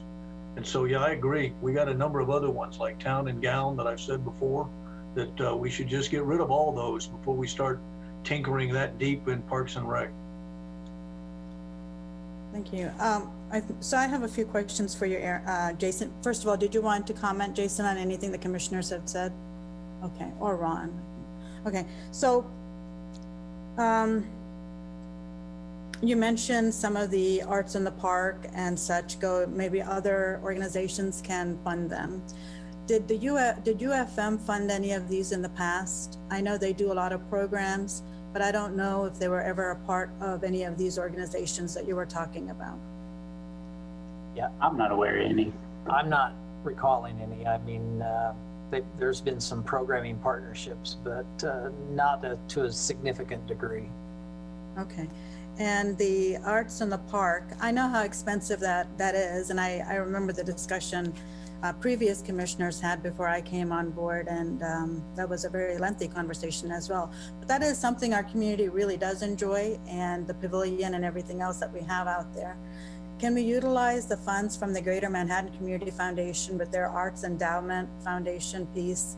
Would we be eligible to apply for something like that for arts in the park? We could ask. I'm not sure if that entertainment would fit their criteria or not, but we could explore it. And I think there are a number of options that many commissioners have suggested, finding different ways to fund some of these things, continuing to have the programming and the service, just looking for other ways to get them done. And the reason I suggest other options, just for those two, and I'll talk further about the other ones you mentioned, is because once something is cut, it's very hard to get it back. And so I want to make sure we're not cutting it, because future commissioners, next year we're going to have an election, they won't know much about this discussion, and they won't know what we took out or want back. So I just want to be clear if there are other funding sources, such as the Greater Manhattan Community Foundation. And I think maybe that's something we can try to use for these programs. The Arts in the Park programs bring in hundreds of people, and there's such a variety and diverse programming that goes into that. That's something that Manhattan residents are very proud of, and I would like to see that continue. Even the municipal band that's out there, we enjoy listening to them. 4th of July, that's what we would be doing next week. The programs for the 50s activities and special communities, again, I want to make sure we try to use, see what we can do for other areas for funding sources. Even with the senior center, maybe they can help out with some of these activities. Special communities, there's already so few activities for these groups. To cut this even more, doesn't make sense to me. It's kind of alienating them and just making it for the few that can afford everything else that we can go to. Parks equipment, playground equipment has been talked about a little bit. Kansas State University, that was kind of brought up in a variety of ways as far as their opening and such. Do we know how many students have already signed on to a lease in any of our apartment complexes? What percentage have already signed on to a lease? Okay. No, the county just does an occupancy percentage, every quarter. So we'd have to wait till August, September and get some data from the county. And the reason I ask that is that often impacts how much money the landlords are going to get to pay for their property taxes on those properties that they own. So I just wanted to kind of trying to gauge how many rental properties have already been leased out. And maybe we, like you said, we won't know that till August. The depot's on here. Why don't we just, 26,000 and 40,000 expenditures. Does anybody even utilize that? Why is it just not zeroed out? I think we generate about as much revenue as the expense is associated with the depot. Can we just not have that anymore, or do people really? Just close that rental facility? Yeah. Yeah, you can. You're not going to save any money doing Not so. really substantial though. Yeah, your revenues in that rental pretty much offset the expense. Yeah, it's not very much, but I was thinking about that. I think we do need to have the pools open. I don't see that as a negotiable item. I do think maybe we need to raise the fees a little bit. The evening twilight pool hours may be non-existent. We may need to see, what we want to do with that. Maybe go to $3. I think last year we went to $2, or the year before, maybe $3 or $5 even for those evening twilight sessions that we used to have. Let me see. For the parks, playground systems that need fixing, can we utilize Job Corps or anybody like that, organizations to help fix that up? Is that something we can contract out to organizations such as that if it's too costly for us to do it? And again, if we were going to reduce park staff, we can't continue to maintain 29 parks. If we're not going to reduce park staff, then we can maintain 29 parks. It was just an indicator of if we reduce on the park side, we take advantage of all these cuts, we're not going to be able to replace those playgrounds moving forward. But we're not hearing that feedback tonight that what we've proposed is what you'd like to do. So No, I'm not sure that's a big surprise to all of you either, though. I don't know if you're happy about pools being cut. It's not. And I can't stress enough how important a strategic plan would be for this community, because the five of you and city administration, clearly we didn't hit the mark. But I really do struggle looking back inside this organization and coming up with 1.3 million in cuts that are sustainable year after year. We're very used to what we do. And you all have said it, revenues have stopped, they've halted. It's impacting what we do. And we can keep plugging the hole. We've done it for 4 straight years, we'll do it for a 5th, but it's not sustainable and it's stressing certain parts of our operation. And without a strategic plan to clearly identify the bottom tier priorities and be able to point exactly to those services as the lowest prioritized service that needs to be cut in order to make this budget, we're going to keep going into the ED fund. We're going to keep going down the paths of cutting travel, cutting training, cutting whatever we can in order to maintain the level of service that we all want, but taking in less revenue. It just gets more costly to do things every day. And I know it's easy to look around and see how active the city is, but so much of what you're seeing, again, won't hit the budget until 23 or 24. So it's what we're doing today. What is it? What is it we can do without? Because we can't just keep going to the EcoDevo fund to fund everything. We can't keep telling our people they can't train and get their continuing ed and their professional development. We can't continue to do that and keep people. So strategic plan to me just makes a lot of sense for our community based on where we're at today. Yeah, I don't think I'm not against the strategic plan. I don't think I proposed being against it. But I also think a strategic plan is a recommendation. What we have going on, kind of like the salary study that we did, those are all recommendations and we can adhere to them. This pandemic was unexpected, and I don't know what kind of money we're going to get from the state next year. This is going to last 2 or 3 years before we fill any of those gaps. And certainly I don't think any one of us is naive to see the impact in our community. Kansas State University is not raising their tuition for a reason. If they have football, they may not have spectators. All of that's going to impact all of our decisions. So I am not going to be proposing an increase in property taxes because I have a feeling next year we may need to. Next year we may not even have a good water service. Those are the basic essentials we're talking about here.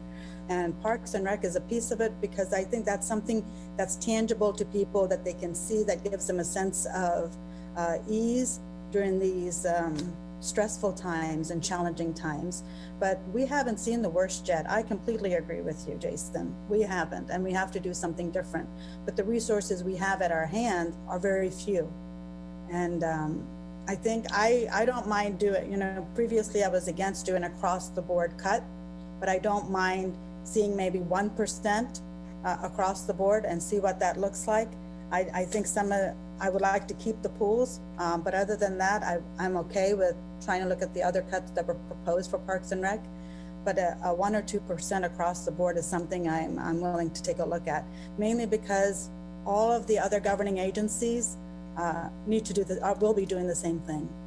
We're not doing anything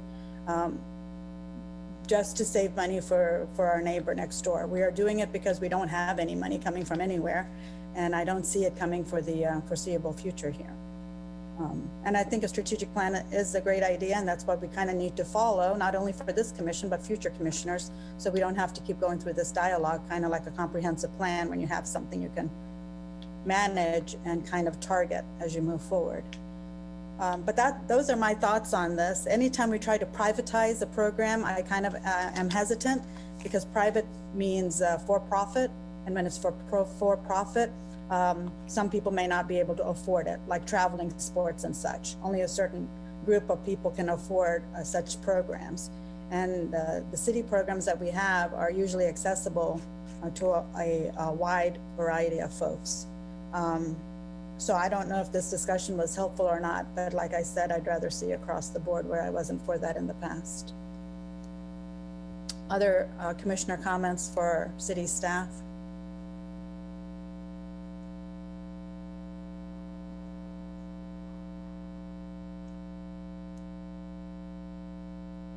We do appreciate the thoughts and the comments, and I know you're getting a lot of feedback, and we are as well. So we're kind of about halfway through our journey to establishing a budget. You've heard me before say how frustrating and challenging it is to adopt a budget for the next calendar year in August, when you only have half a year's revenue, that you can predict how the rest of the half of the year is going to go.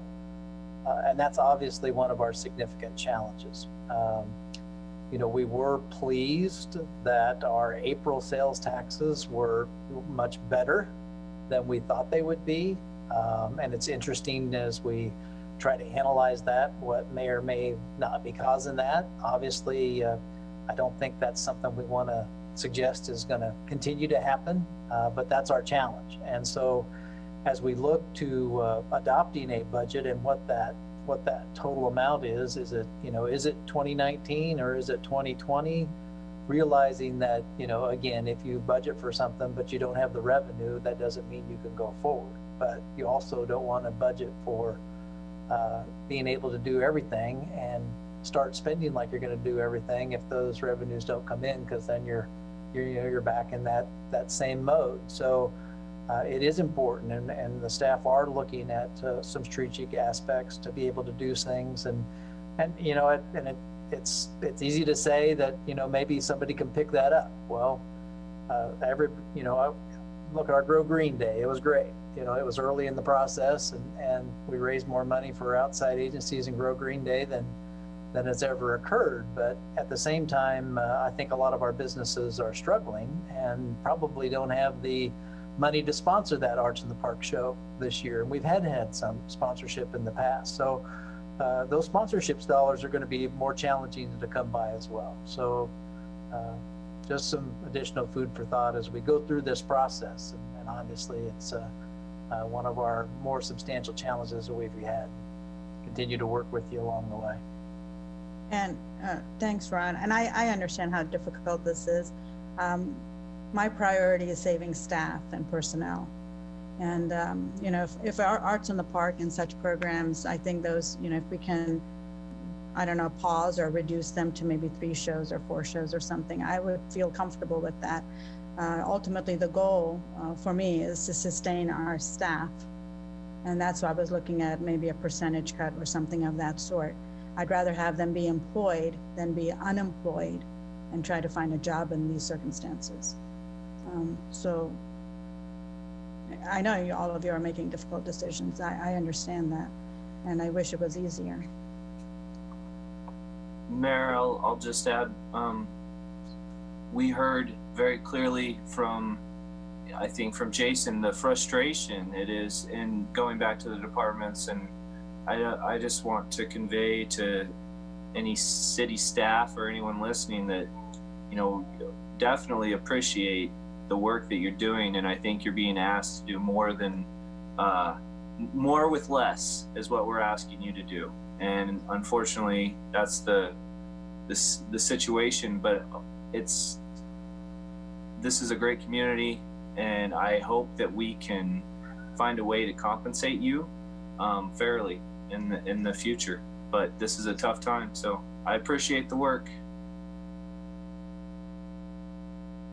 I wonder at different times if we could rely on more local talent for the Arts in the Park. I think Betty O was dynamite, and it was the first time that she had ever been invited to perform at Arts in the Park.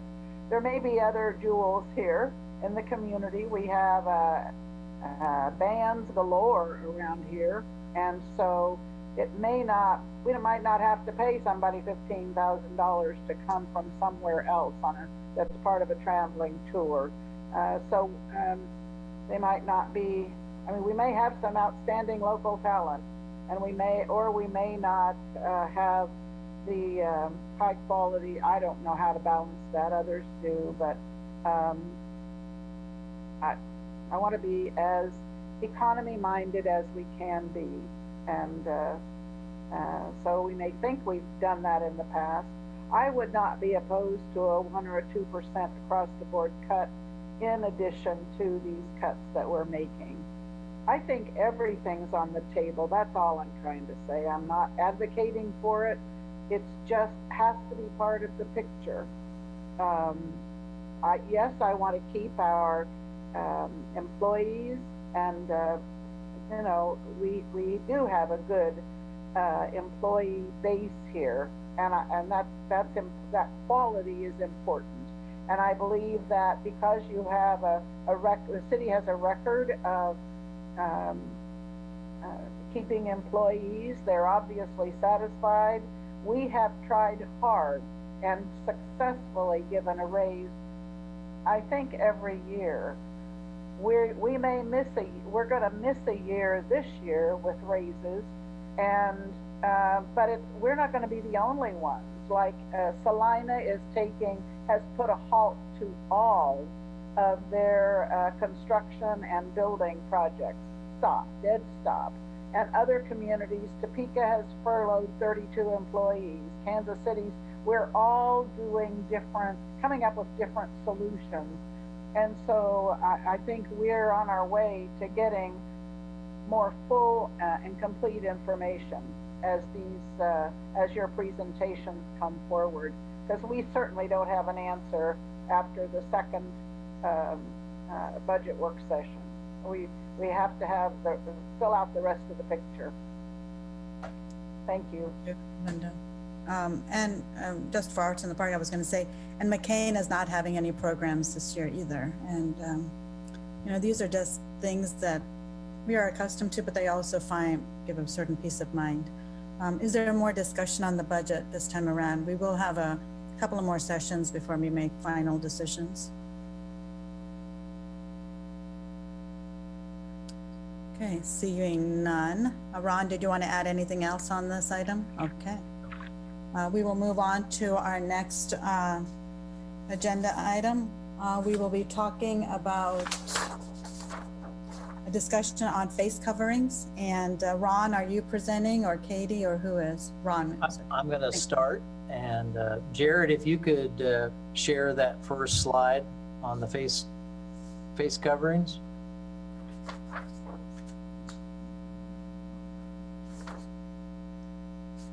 Obviously, you know, several of the commissioners had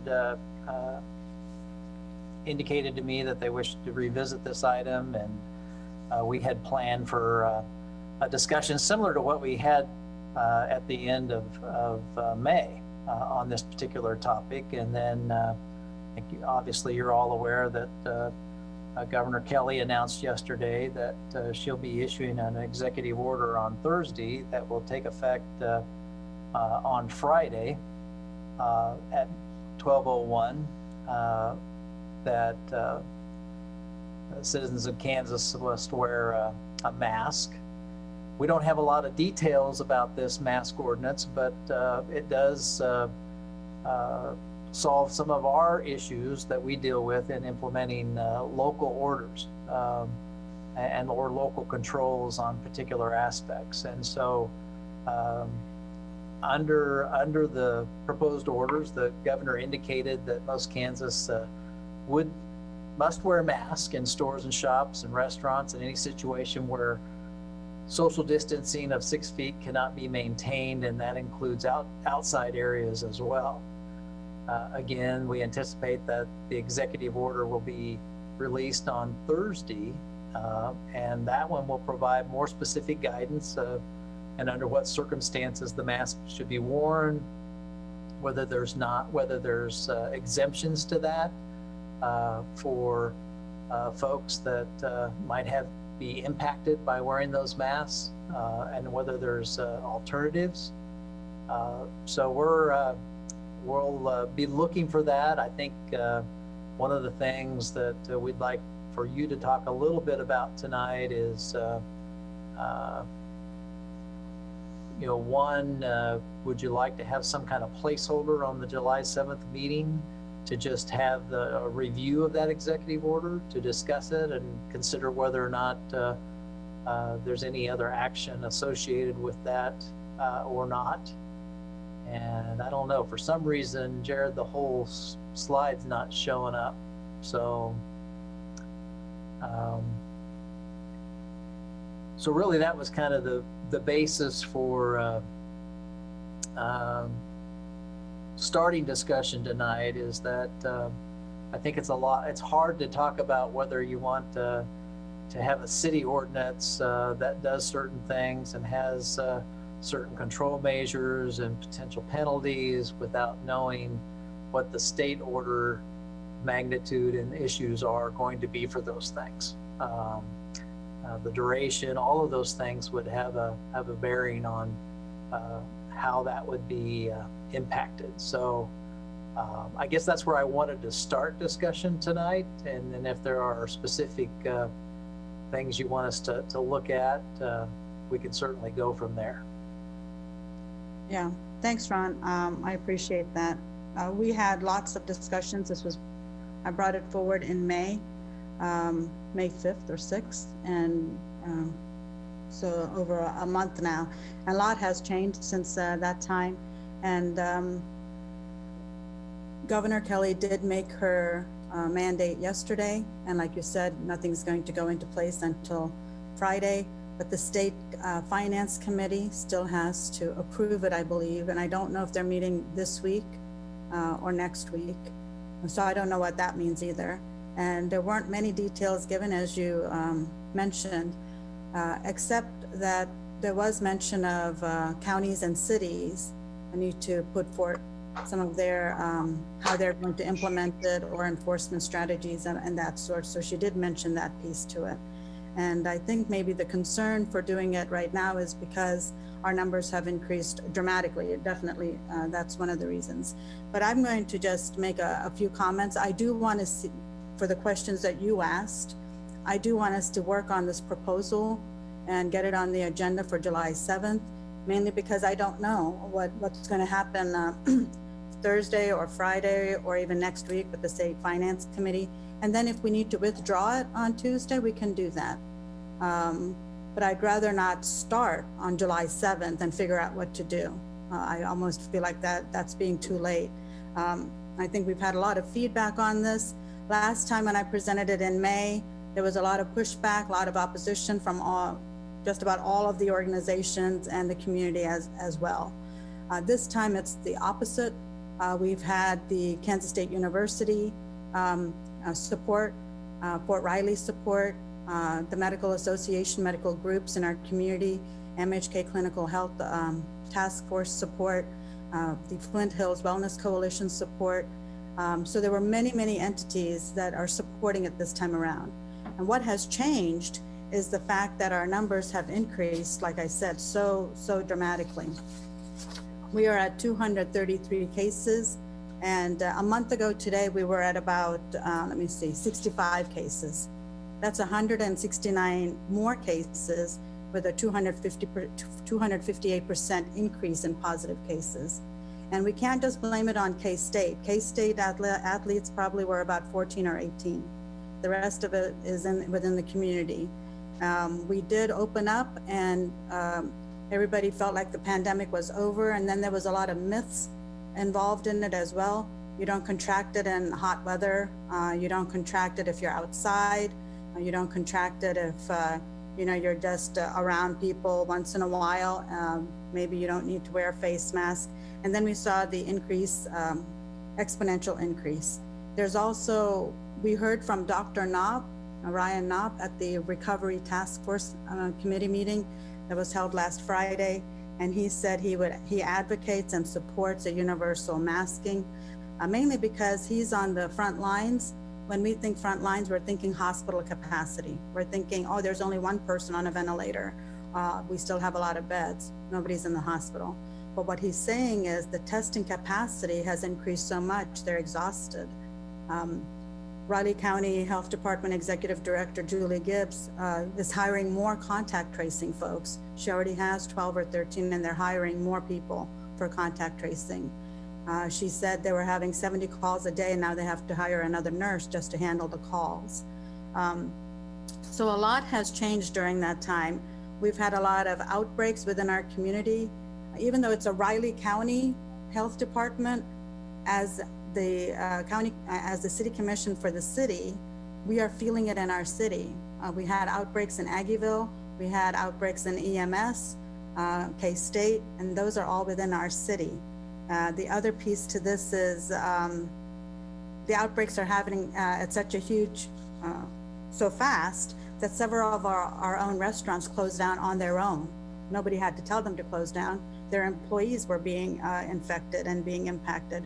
We had So Long Saloon, Taco Luce, Varsity Donuts, The Chef, Manhattan Boys and Girls Club, 785, Rockabelli's, Creche, Child Center, I believe, Redina's in Aggieville. Those are the few that we know of. I don't even know the rest that are impacted, that had to do it on their own, not because of any kind of imposition. But I think that could have been avoided if there were people at least wearing a face mask. There's not much more we can do at this point, and we certainly don't want anybody to shut down, but I think we want businesses to go on. Aside from this, we are also having sports tournaments, we're having picnics, we're having weddings, gatherings, all kinds of other things happening. We want that to continue, but it would be, we would be able to reduce the spread of the virus with the face mask. And I know it's become a political issue, but that is not my agenda at all. It is really to reduce the spread of the virus. And when we say, well, the president doesn't wear a face mask, it must be okay. except the president gets tested every single day and his staff get tested every single day. If we had the capacity to test everybody every single day, that would be great. That's ultimately what we would like to have. Because if you test negative one day, doesn't mean you're going to test negative the next day. That's already been proven. So he gets tested every day and so does his staff. And if we did that, we don't have to worry about it. Kansas State University is requiring it for their students. Students like to have a good college experience. And we know when we say college experience, about 95% of that is in the community. 5% is their classes. So if they're going to be in the community, the messaging needs to be very similar. And we need to kind of align our message with what their message is. And I understand the enforcement piece is where it's going to be also. And I think Ron, along with the chamber and the university, we would like to have a good PR campaign, have a lot of people participate in wearing face masks and reducing the spread of the virus. But with that said, I can go on with a few other comments, but I'm going to stop for now and let the city commissioners address their concerns. And Mayor, this is. Oh, Go ahead, Aaron. Sorry, Commissioner Estabrook here. My thoughts are that the city, with home rule, we need to take control of our own destiny, and we should enact or at least see an ordinance. I was hoping we would have seen an ordinance at this point of what some language could look like. I have 3 practical reasons that go beyond what the clinical task force and what the Flint Hills Wellness Coalition and the other health experts are suggesting. And the first is that the city of Manhattan crosses county lines, so we need consistency within the city limits. The second is to align with K-State and Fort Riley, as the commission's received requests from both, so we can establish consistency with face mask practices. And the third is that the city needs to lead the city. We can't, this game of back and forth, we're waiting on the governor, we're waiting on federal, the counties have all different interests. They're complex, but they're also very political, and that they're all on the ballot. I mean, they're all on the ballot. So this back and forth with the governor is going to go on as long as there's Republicans and Democrats running for the legislature this year. I want to see the city as a nonpartisan unit get in line with the institutions in our neighborhood. And also, I think the ordinance that Fayetteville, Arkansas has put together, I've sent that on. There's some others that are very reasonable, practical, good for business, good for our people, include education campaigns, include face mask purchases to help. I want to see that. And I really don't care about the governor's timeline. I'd like to see us move forward with this. If it's a serious issue, why wait? Let's do it. When did you want to say something to Yeah, them? I've got a little thing I'm going to read so I don't miss out. I've sent this to a number of people today, and I've been thinking about this for a couple of days. And so I understand the desire to do something to halt the spread of the virus. The population is not responding well to statements by the experts because of continual fluctuation in guidance, skepticism on the credibility of information, and a disconnect on what media is saying and what they actually observe. We're currently in a renewed panic over the increase in positive COVID cases. This has resulted in an increased call for mask ordinance. The belief is that a mask ordinance would be a silver bullet to solving the crisis. The population is split on the issue. I've talked to a number of people. I believe we have 3 categories of general belief. Some are 100% for a mask ordinance with draconian enforcement. Some are 100% against an ordinance and will do all they can to oppose and obstruct. A third group, and I believe this is the majority, will follow whatever law is passed, even if they do not agree. Some have said they think masks will not work, but it will keep the economy open. They will wear them. For that reason, their threat is more the economy than the virus. In Manhattan, Kansas, the pandemic or health crisis is managed by the Emergency Operations Center at the county level. The director of the health department has been designated the incident commander for this particular crisis. It is important for the city commission to support the EOC. If masks are to be mandated, the first step is not a city ordinance, but a declaration of that intent by the EOC Health Department, and in this case, perhaps the state after the governor weighed in. Fort Riley has mandated masks as well as KSU. The military structure has a clear discipline enforcement system, and compliance will not be an issue. The KSU mandate will be interesting in terms of the enforcement portion. I sent an email today trying to figure out if K-State police were going to be involved, and the answer apparently is no. So the enforcement may be like instructors tossing people out of class. Interesting. Enforcement of a health department mandate on masks or city ordinance will also be interesting in terms of enforcement. If the city passes an ordinance on masks, the enforcement provision is key, and that's the big stumbling block. Now, I prefer a city resolution over an ordinance. The resolution could be written to support the governor, Fort Riley, KSU, and any health department directive without imposing enforcement in terms of fines, arrests, or citations. It would be a statement of uniform intent between the state, the university, the city, the health department, and Fort Riley. Enforcement could simply be education and passing out masks and hand sanitizers by city enforcement officials, RCPD officers, KSU police. The city ordinance on the topic of mandatory mask use will involve fines and maybe jail time. Tensions in the community are already high, and the resulting random enforcement of mask use may produce some very undesirable results. I for sure do not want to add this burden to RCPD. The city is straddling a county line. Any enforcement issue might involve Pottawatomie County as well as RCPD.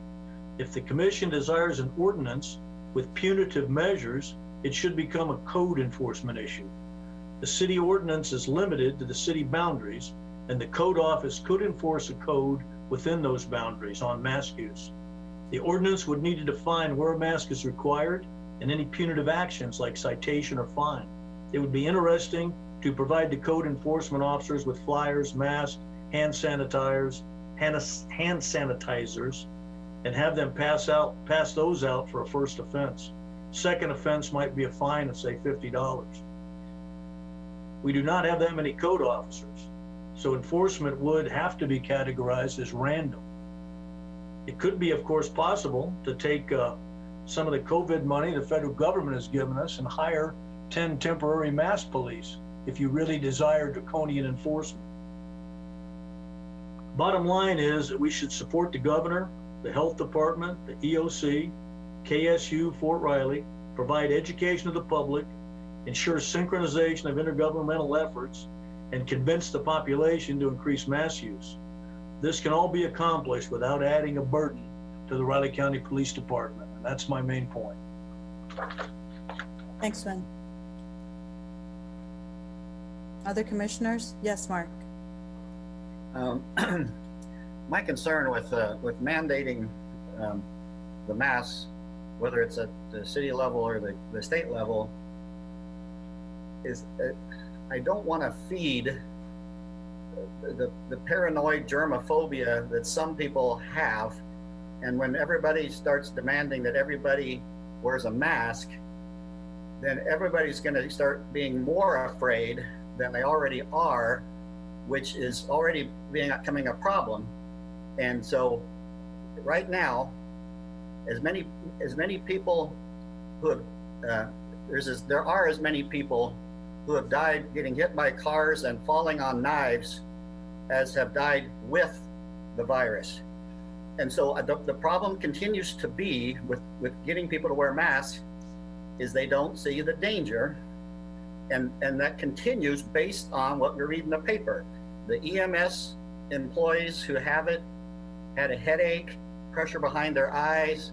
The K-State athletes, from what I heard from some in the athletic department, had a headache and a dry cough. Within a few days, they were fine. And so the draconian enforcement cannot occur because we still have to have the cooperation of people generally to get them to wear it. And if you can somehow, when they see people recovering quickly, young people especially, those people will say, it can't be that bad because people are getting better. quickly, most of the younger ones. And now every older person and everybody at risk should continue to do whatever they feel they want to do and need to do. But yeah, the problem with the city ordinance is that it goes into the legal system then and municipal court and all that stuff and becomes a big deal. But if you don't do that, then you're going to have a bunch of Karens running around yelling at people if they don't have their mask on. And then that's going to create situations where somebody who's adamant on either side of the spectrum, you got to wear a mask, I ain't wearing a mask, got to wear a mask, ain't wearing a mask. And the confrontations that will happen in public because of that, that's going to happen if people sort of take enforcement upon themselves because we don't have enough police to enforce it. The police can't enforce texting and driving and looking at your phone. Every time you stop at an intersection, you watch cars go by and the people have their phone in their hand and they're doing stuff, and we can't even stop that. We're going to heck of a time trying to get 50,000 people enforced that way. So put it on the agenda as a placeholding spot. Let's see what the governor has to say. If for some reason hers isn't restrictive enough, you can talk about it. I'll probably vote against it no matter what, because there is a certain percentage of the people out there that are not going to wear masks because they don't see the danger, because there hasn't been the hospitalizations, especially this new wave. We still have one leftover hospitalization from before, from a few weeks ago, I think. But people don't see the danger, so you're gonna have a hard time convincing them to put on a mask. And enforcing people to do something that they think is stupid and unnecessary is gonna be hard. And that's where I think we're gonna have to have some flexibility, because it'll be, you've got to have some warnings. You got to have something before you bonk them on the head too hard, because there's a lot of people out there. And even though we got an organized email campaign of people wanting to have a mask ordinance, we got some from people who don't want one. And then there's the silent group of people that's out there that just wants to be left alone and isn't going to take the time to email us either. And so there's a lot of people that don't want one either, and we haven't heard from them completely yet. But if you want to talk about it, but I still think we got to see what the governor is going to do. And if for some reason that's not good enough, then we can talk about it. So Mark, I'm just going to address some of the concerns you brought up, and they're very valid. I think, we did have it back in May when I proposed it. We did have all of those emails, and the public needs to know, and I'm sure all of the commissioners here know, we don't do policy based on what's on social media and how many emails we get. If we did that, we would hear a lot more about budget, which we'd never hear anything about. But with this issue is, we did do the nothing piece. We did do nothing from May till now, and those numbers have increased. And you're right, the young ones are not going to get hospitalized, so they feel invincible, and it's going to happen. But regardless of how you and I feel about this, K-State stopped their practice for their football players. They're young kids, probably the healthiest kids we'll know. K-State is requiring it for all of their young kids. And to me, I feel like we can just, say everything you just said and do nothing. But I'm not sure that's going to be okay with those 15 to 20,000 students that come back, because these restaurants that closed, they closed because of their employees. And I'm pretty sure their employees are young kids. We didn't make that happen. So our economy is slowly shutting down from us doing nothing. And if we continue to do nothing, the results will be the same. So we do need to have a massive campaign to wear them. I do not want to fine people. I do not. That is not the goal of this. The goal is so people will wear it, so we can keep our businesses open. Our business is shut down right in front of us. Harry's is gone. I didn't make that happen. We didn't make that happen. Businesses are shutting down. And when they shut down even for 14 days, it's hard to recoup and get back going again. And those are young kids. You're right, they're not in the hospital, but it's impacting our economy. And what I'm trying to do is, how can we make Manhattan a vibrant economic space that it is? And all I have in my toolbox is this. So in order to make that happen, I feel like when we say personal responsibility, people need to have personal responsibility. I agree with you, except people need more information for that personal responsibility. So if we say there's a COVID-19 person who tested positive, then you need to say it was they were at this park and this event, and if you were there on that day, you need to self-isolate or self-quarantine yourself. That's not happening. We're not even getting enough information about that. When Brian and I go for our walks and drives, we see lots of activities going on and we love it. But if they just wore a mask, maybe we would reduce that spread.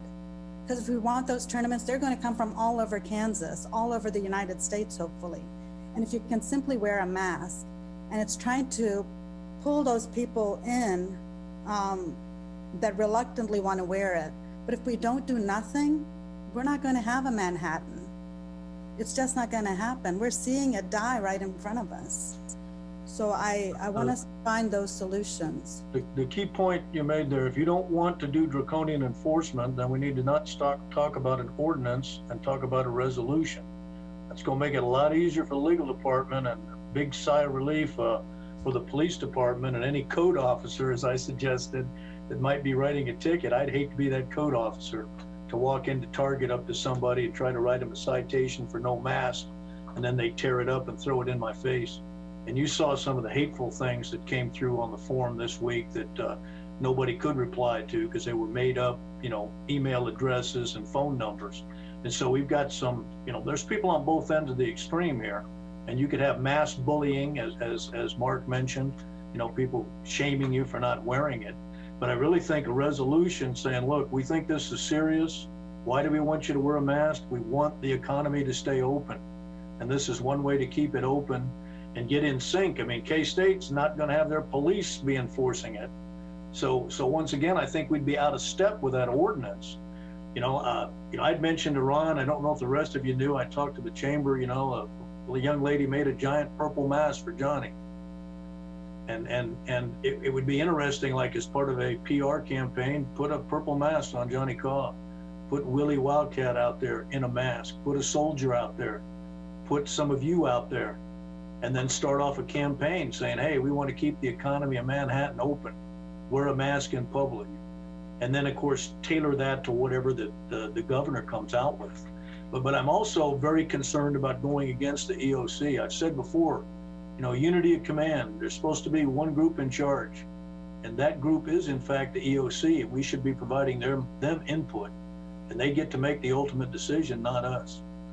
But I think it is time. I see the panic, and I noticed it Friday. Based on what Mark said, I walked around some of the places that were even doing a big takeout business. There was a drop off, and people, were locking themselves back up because of the fear factor. And we got to address that panic and keep the economy open. And I think we'll be able to weather our way through here. But please, let's not make it worse by trying to ask our police officers to ticket people. That's going to be a huge mistake. Aaron, did you want to say something? Yeah, I wanted to weigh in. So it seems like for whatever reason, we're trying to reinvent the wheel and explain how our community is so much unlike everyone else that's passed one of these across the country, and that we're going to do it so much different. It just seems so simple to get it and pass it. And the reason why the EOC is not, in my mind, part of this discussion is because we, as a community, go across 2 county lines. The EOC operates for Riley County. And just another fine point on this, why it really doesn't matter what the governor or the state finance. My understanding is the state finance doesn't have the authority to approve or deny, but the county, the authority, as they rewrote the legislation after the special session, puts the onus back on the Board of Health for the county. And I don't need to wait for that. I think our city should take its own destiny in its hands. We've had very clear advisement from almost every healthcare professional in our city, and we've had institutions of K-State and Fort Riley, us wringing our hands over supposed policing And things that have happened all across the country are just another way to stall and delay and let's let the governor lead all of a sudden. No, let's lead our own city. And I'd like to Aaron, speak now, if you don't mind. I basically have been supportive of the governor all along and the steps that she has made. My view was that the State Finance Council and the legislature knocked her knees out from under her, and her directives have been dispersed throughout the 105 counties. And we know that uniformity is what works. We can't, you can interpret that, I suppose, several different ways, but I tend to agree with Aaron that the governor is going to act on Thursday. We're going to meet July the 7th. I would like to have an ordinance, and Lawrence has one, and Wyandotte County has one. Those are Kansas communities, and then there are others in other states, I suppose, that wouldn't be as Kansas centered. But there's going to be a gap and an overlap between what the governor does, what the Riley County does, I think it's important that we listen to the science here, and from all of the science levels, the CDC, the State Department of Health and Environment, our local medical people, there's no break in the message that they are all delivering that we need to wear masks, and it's for the good of the whole. The people who defy that, in my view, are they're people I have to avoid. I don't want to go around those people because they're not looking after the good of everybody. And so masks, to me, needs to come. I have a hard time with enforcement, and we're just going to have to get to that part of the ordinance. K-State has a good, firm policy, but no enforcement. That may be where we have to go in order to get some kind of, across our county lines, across our city, and I'm willing, and I have the courage to go there, to do that, because it's what we need to do. We are in a pandemic. This is not time to mess around with foo-foo issues. And I don't want to wait for anybody. I want us to get moving. When did you want to say So something? my question is this, again, I'm not going to vote for the ordinance. I don't think Mark will either, so you know that. So the three of you can pass it if you wish, because I can't get in the enforcement thing. But Linda, you need to be clear. If you want to enforce this draconian, do you want it to go to the default setting for an ordinance, $500 fine, I think 6 months in jail? We haven't discussed the details of But enforcement. when you say you're going to have an ordinance, though, the city staff has got to come back with something. Right. This is not a detail. This is a specific thing. I think Now, you, Mayor, have said that you weren't really interested in citing people, and I agree with that. Well, But I'm hearing Aaron and Linda say, boy, they want draconian enforcement. Well, please let the population know what that is. I did not hear me say that. I think you're reading into this a bit much, No, Commissioner. you said enforcement, we got to do something. So Yeah, one do second. you want us to put $500 fines? You Do go you back. want us to have $100 fines? Go back and listen to the tape, okay? Let's talk. What I said, Commissioner I Butler, don't appreciate that, Linda. Answer my question. Do you want us to let me fine ask. people? I let wish me I could. answer real quick. Commissioner Butler, what I said was other communities have figured this out, and do you think that us delaying in your argument, which is going to be secular and ongoing for the end of time, about enforcement not ever being 100%, it doesn't do, that's fine. Other communities are doing it. They're already doing it. It's on the books. People are complying at a higher rate. You can go to Kansas City yourself and you can find people walking in buildings now that have they have 70, 80, 90% compliance, where a week ago they had 20%. Okay, I understand that, So, Aaron. so what's the problem? I'm not saying that What I want you guys there's a to line. say What I'm telling you, there's not a line outside of Dillon's with police officers writing $500 tickets. I'm telling you that they passed an ordinance and they had compliance. We could do that tomorrow. Okay, But- and I just want the details of the enforcement. Just that simple. And you're not saying that. You're saying, look at other communities. Some sheriff's departments said they refuse to enforce it in some of those other communities. And so that is the key issue that I'm concerned about. Okay. That's the only one. The resolution eliminates that. An ordinance that specifies what the fines are, depending on what the city staff writes in it, could also resolve it. But you won't pin it down. And Commissioner Morris has not pinned it down. Just 1 second. This is a work session, so we can work towards several options. Usually we don't come in and say, I want jail time right now. That is not even the discussion we're having. Typically, it's to provide guidance to what that might look like. This conversation we are having right now, to me, an ordinance, and I've looked at several of them, none of them said $500 in jail time, okay? But they did have an enforcement structure to them.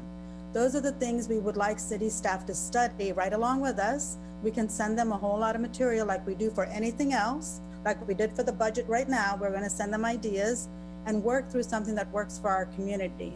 We are, again, trying to find people that will we want people to wear masks so that we can reduce the spread so our economy can move along. That's the goal.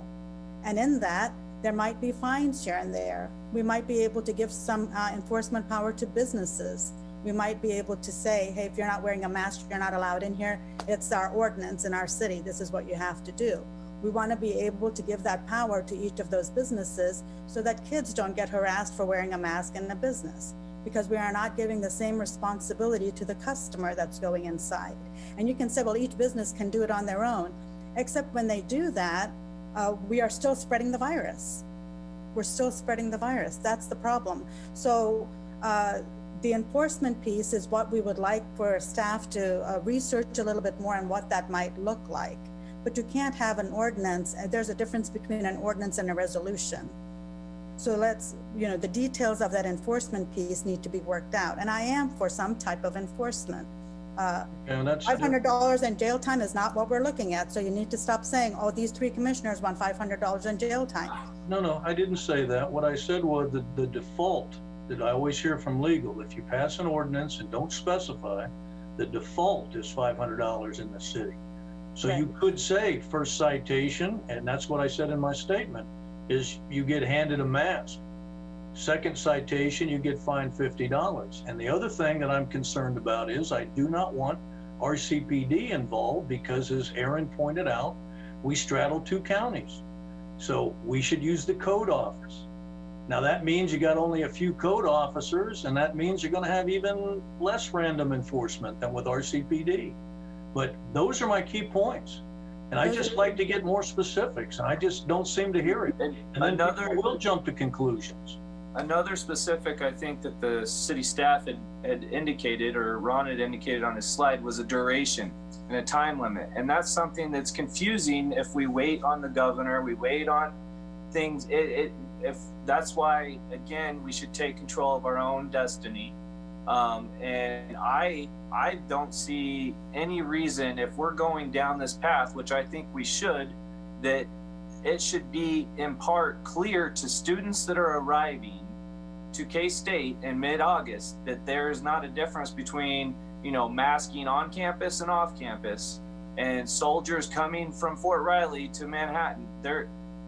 But the purpose for the timing, in my mind, that makes sense, my direction, and I could be completely, this is, for us to discuss, is that September 1st to revisit. So there is an end point, because there may not be an end point from the governor, there may not be an end point anywhere else, but there should be an end point for us to revisit. And if we do it in August, which would be okay, but students show up 2 weeks later, it misses the whole point. So I hate to stretch it to September 1st, but that, if we don't, doesn't make any sense. And of course, we can always rescind that before, if suddenly you know, everything's better, the virus is gone, we got a vaccine, everything's perfect. But if we're going to do this, it needs to incorporate the student's arrival on August 17th. And I agree with that. And I think, I hate to say this, the worst is yet to come. And I say that because of the microcosm of the 18 or 14 students that got it. If you have 15 to 20,000 students, just take a small percentage of that and extrapolate it. That's what we're going to see in our community. Young kids that will test positive, that will need to isolate. Businesses are going to go down again, just like these. We didn't have to tell them to do anything. They had to do it on their own. So that's what we're trying to avoid. That's what we're trying to avoid. And again, Dr. Knopp and all of the medical staff said they don't have enough staff for contact tracing. They don't have enough staff for testing. They're exhausted already. You don't need people in a hospital. And even Meadowlark, their staff is exhausted. And I believe, you know, staff here and there, even in the healthcare field, are getting COVID-19. And when you start those people getting it, just like our EMS staff, you know, those are critical folks that are getting this. I think having an end date for about 2 months from now would be key. I think July 7th, we can go, hopefully we have more details by then that we can put into that so we can have a broader discussion about what enforcement looks like. I think when I look at other communities that already have an ordinance, a lot of it already says who is exempt, who is not exempt, where you wear it, where you don't wear it, when you can't maintain a 6 feet of distancing and all of this. And I think we need to do something different than what we are. A resolution will not cut it. A resolution won't cut it because people already know, yeah, face masks are good, but I really am not going to wear it. We're hoping to have people wear it because, again, to reduce the spread. And Yeah, I don't think, you know, I'm not arguing that. I think, you know, everybody's with it. My point is, we've got to cross the T's, dot the I's on enforcement, and we can't expect businesses to enforce it. You got to put yourself in the boots of that police officer or that code inspector that's going to have to go face to face on these people. And it's just a tough one. I wouldn't want either of their jobs. But you know, if we're going to do an ordinance, then I want to encourage you to make it a code mission and not an RCPD mission. And you can decide what the fines are, but you need to make that clear to the public out there so that they know exactly what your intent is. I agree with that. The mask is not a big deal. I've been wearing one the whole time. I've just got issues with the enforcement piece and some of the people that are going to go off the rails. And we got to figure out how to do that. And the Army, of course, doesn't have that issue. That's a whole separate deal. And K-State has really danced around how they're going to enforce it. And so, if we're gonna carve new routes here, then fine. And I know, Aaron, you think it's going to be simple, but I don't believe so. I would like to say that I think that we're behind the curve. We find ourselves reacting to the spikes in the virus counts, and I just think that we do need. I think it needs to be transparent when you go across North Manhattan Avenue or Anderson Avenue, that K-State and we are coordinating. So I'd like for us to take a more serious look at exactly K-State's policy wording. I haven't dug that deep into it. I've been looking at it, but I think I don't believe any one of us commissioners has the answer to what we will be passing on July the 7th. So we need to do research and coordinate those, coordinate that effort. And there's more, we'll be bringing more information there. One of the difficulties I have is sharing information with the commissioners. We can only communicate with one other person, and so that makes it really hard for us to send, oh, look at this good example, or did you see this newspaper item, and the governor's executive order, and we don't get enough information to be as proactive as I would like for us to be on this issue. I agree. And you can check my mailbox. I get tons of mails about this and everything else. So people know where I stand on this. They've known where I stood on it for months now. but I think we can find an ordinance that suits our community. And I do think we can do a good PR campaign to make sure people move forward and start wearing it, because it will be an effort by Kansas State University, the chamber, as well as the city, and all of the people that are on the ground facing these across the board all the time with COVID-19 positive cases. And Riley County has, I think, is one of the communities that has the highest increase, 258% increase a month ago, from a month ago. That's huge. That's huge. And it's not going to get any better. We're going to see students in August, not only from K-State, but also K-12. And there's going to be groups of people everywhere. And we need to make sure everybody's getting comfortable with wearing a mask. And this is one way to look at it. And we can work closely with city staff to make sure we have something that is enforceable, and also that is, but it's not just a statement. It needs to be more than just a statement. This is what we believe you should be doing. And give out free masks. I think if masks are easily accessible, even for $1 or 25 cents or whatever it is, if you easily can give them, maybe they'll be more okay with wearing it. Make them accessible in the Discovery Center, at Sunset Zoo, at our parks. If you're going to have a baseball tournament, maybe we should just have a mask dispenser so people can easily just take a mask. Ultimately, the goal is to have people wearing a mask and enjoying the event they're at when they can't maintain that 6 feet of social distancing. And I think the other thing that we were supposed to talk about tonight is extending, I see put the slide up there, the emergency resolution, because, you know, some of you are talking about, well, July 7th, we'll just pass an ordinance. Well, should be 2 readings on it. And I'm not sure it'll be fleshed out good enough to be passed July 7th. So it's not going to get done that fast. And I'm not in favor of extending this emergency thing, because the staff is looking at guidance on that. I think we should come back and have meetings live July 7th for those of us that wish to attend. Those of you that don't can go electronic, but then we can take public comment on this particular topic, which a number of people have sent in and wanted to show up and talk to us face to face about it. And so I'm hard over on July 7th. We go back to having meetings, because we can social distance big enough in there. We can even wear a mask if that'll make everybody happy. But I think we need to get back into City Hall and give people the opportunity to talk. 1 second. Ron, are we done with the other issue? I just want to be clear before we move on. If you have additional measures, we've certainly been keeping tabs of your conversations. Obviously, it's clear that we want to put this, have something to look at on the 7th. Obviously, we'll know more from the governors, but it's clear that we want to do probably more than that, and, you know, defining what that is and some of the other aspects. So you've given us good information. We've also looked at other components. The reference that was made, Lawrence and Wyandotte, those were both issued by the health officer. Those are health orders, not ordinances or resolutions by the city or county.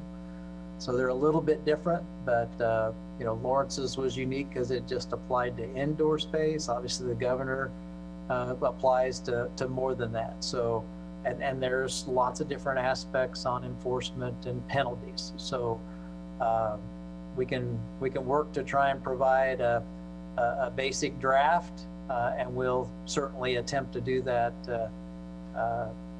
after we've evaluated the governor's order. So we'll plan to have that for the 7th, and so part of that segue does go into the discussion about whether or not, when we last met and talked about whether or not we wanted to renew the emergency resolution.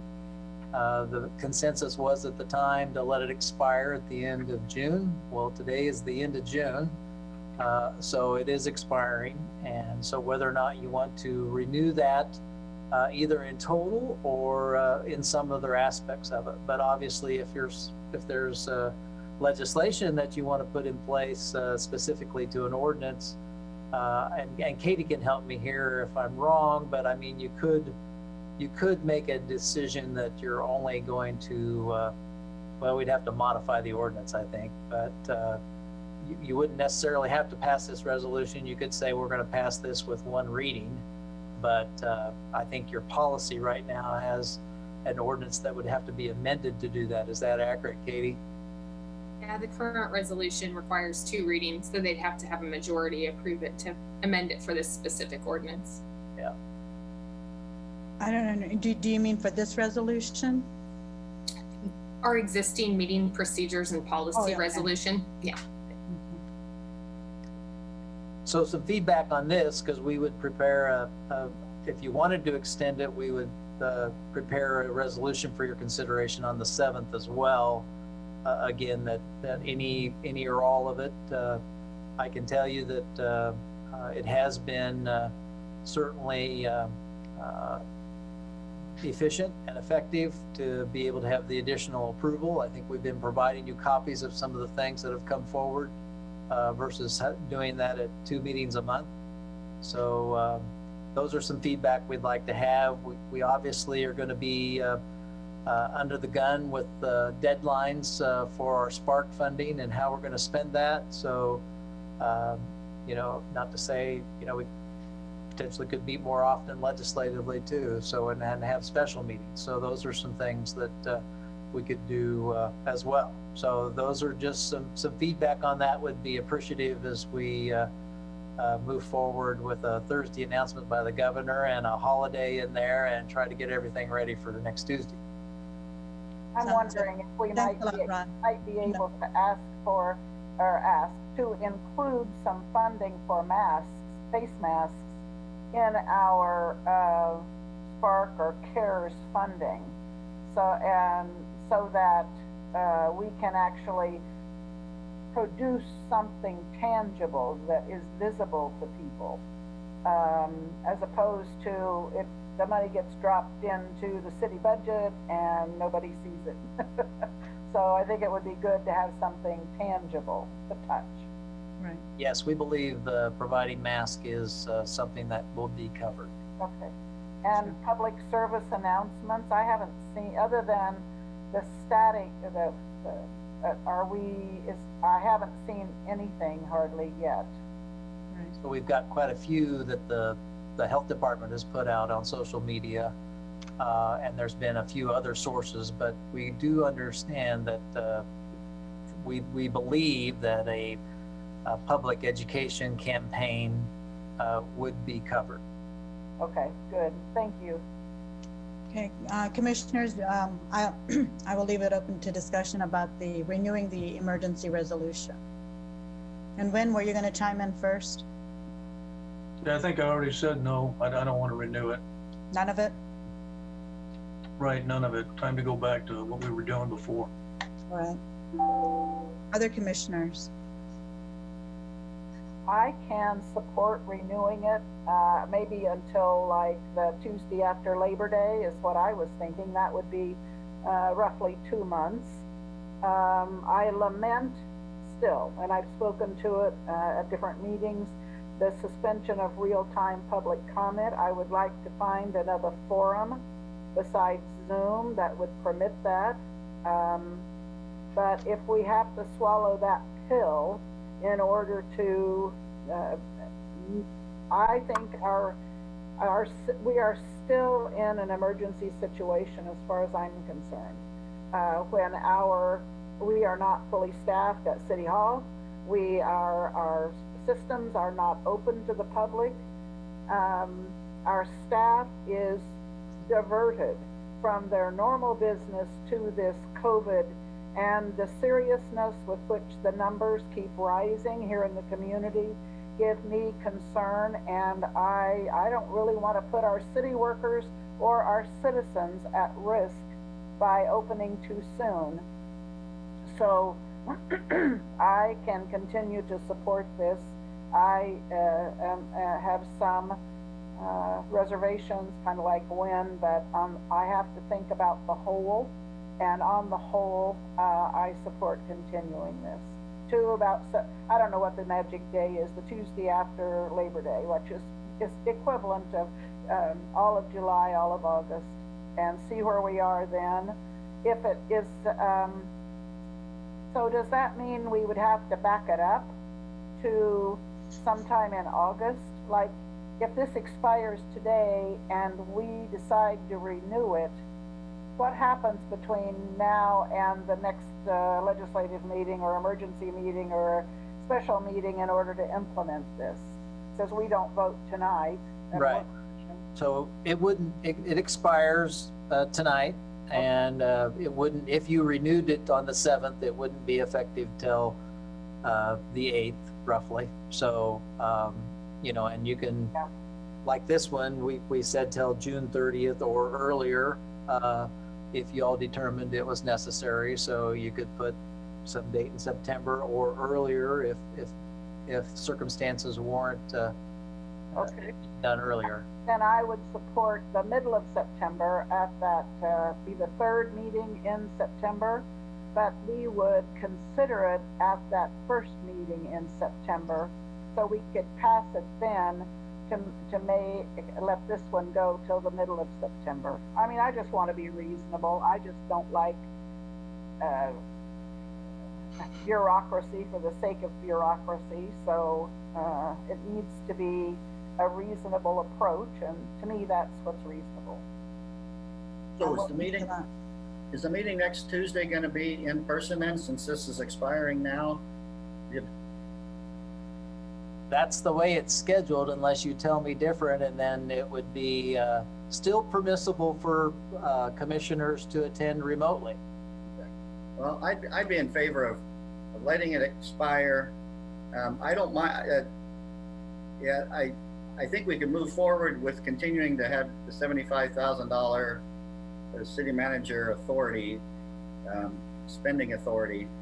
I think we can keep that in place as long as we keep getting notified of anything like that.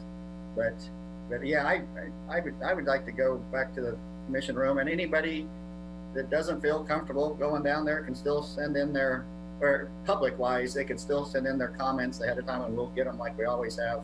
And if somebody feels strongly about coming down and hanging out and giving their comment in person, that would give them that opportunity. And not everybody has to be there. If we can get the sound to where the people in the auditorium, the commissioners in the auditorium, can actually be heard by the rest of the commissioners on their computers.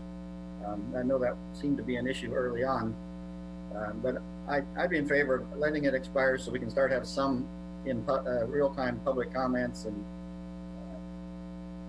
get back to a little bit of some normalizing of the meetings that way.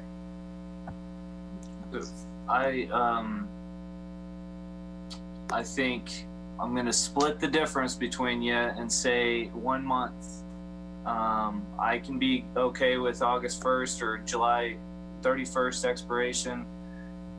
Can't go past that. If we're anticipating students and everyone else to come back in August, we better be back too. And if we're wanting them in classrooms and we want people to be open, we need to be open.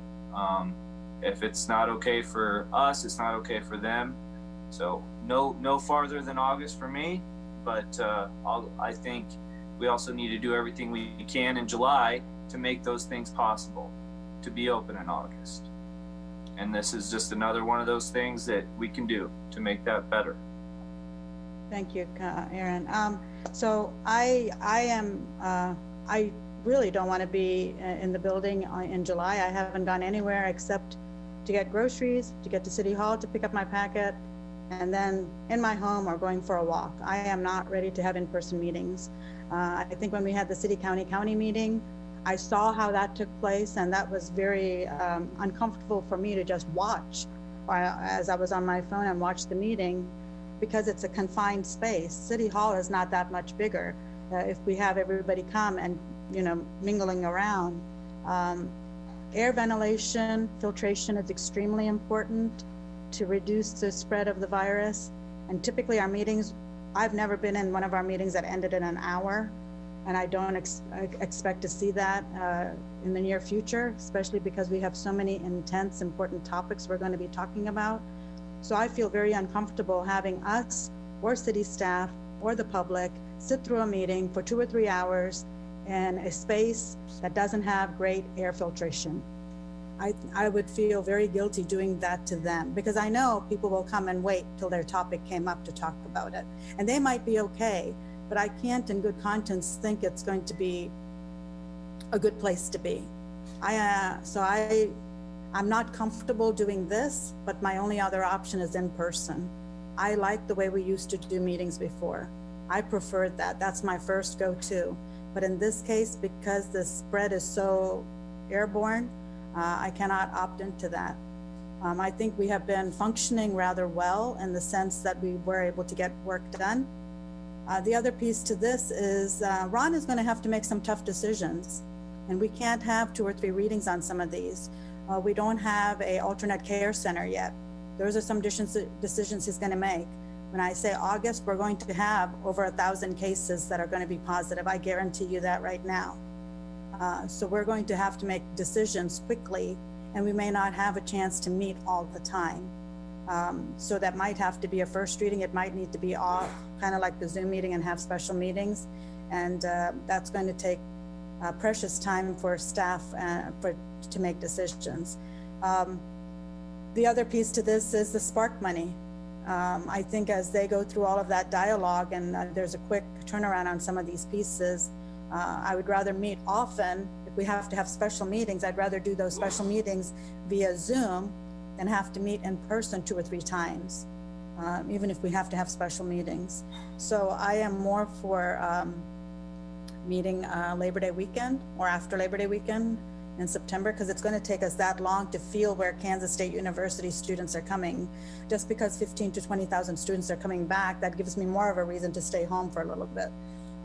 So I'm going to wait and see how that feels. And if we can have public comment, that's always been my agony throughout this process, because those in-person public comments have just been so critical for the community to take part in. Not everybody's comfortable emailing us, and their tone is not the same, and their passion may not come out, or they may want to change some of the dialogue when they hear other people's dialogue. So that piece has been missing, and I do crave that, but not at the expense of somebody's health.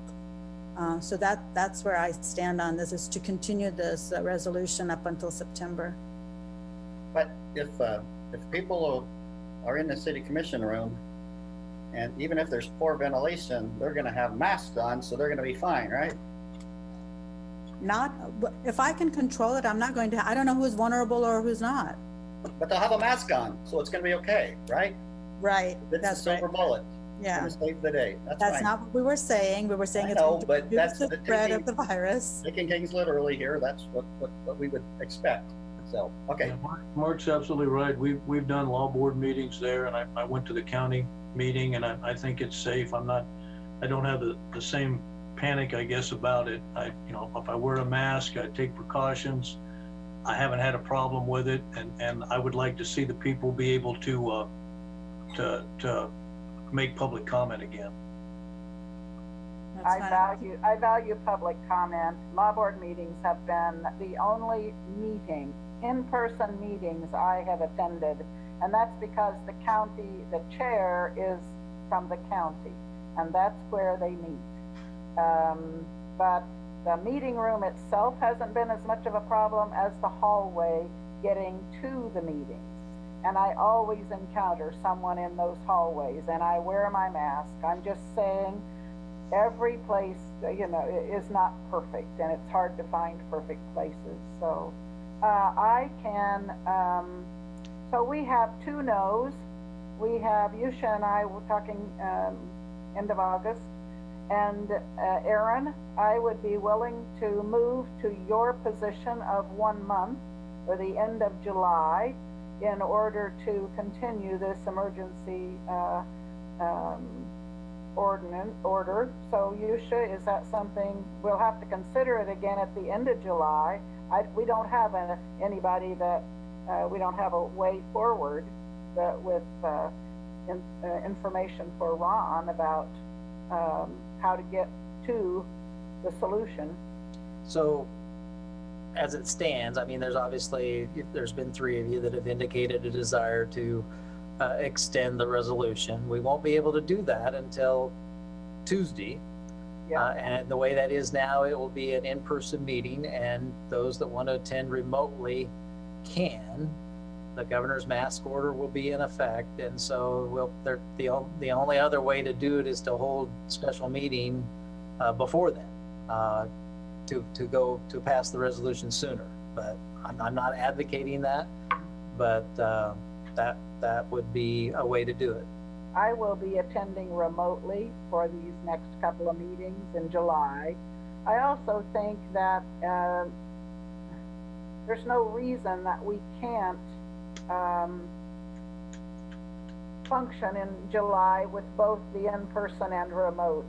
I think other communities do it. We've accommodated occasionally someone on vacation.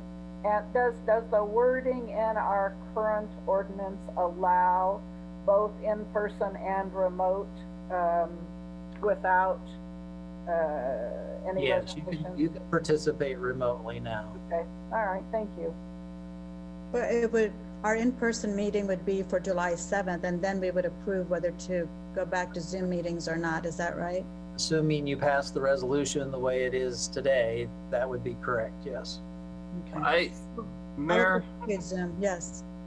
I mean, if we're gonna do it that way, what we should do is have a special meeting between now and the end of the week and do this 5-minute renewal of the resolution the way that we need to do, or not do it at all if we're gonna be meeting anyway on July 7th. I think we have 3 that say that we wanna do it, so I would suggest get the special meeting knocked out and get this resolution in effect, so we don't play 2 sides of the same thing and have all these people coming in and out at the same time. Either we're doing it or we're not.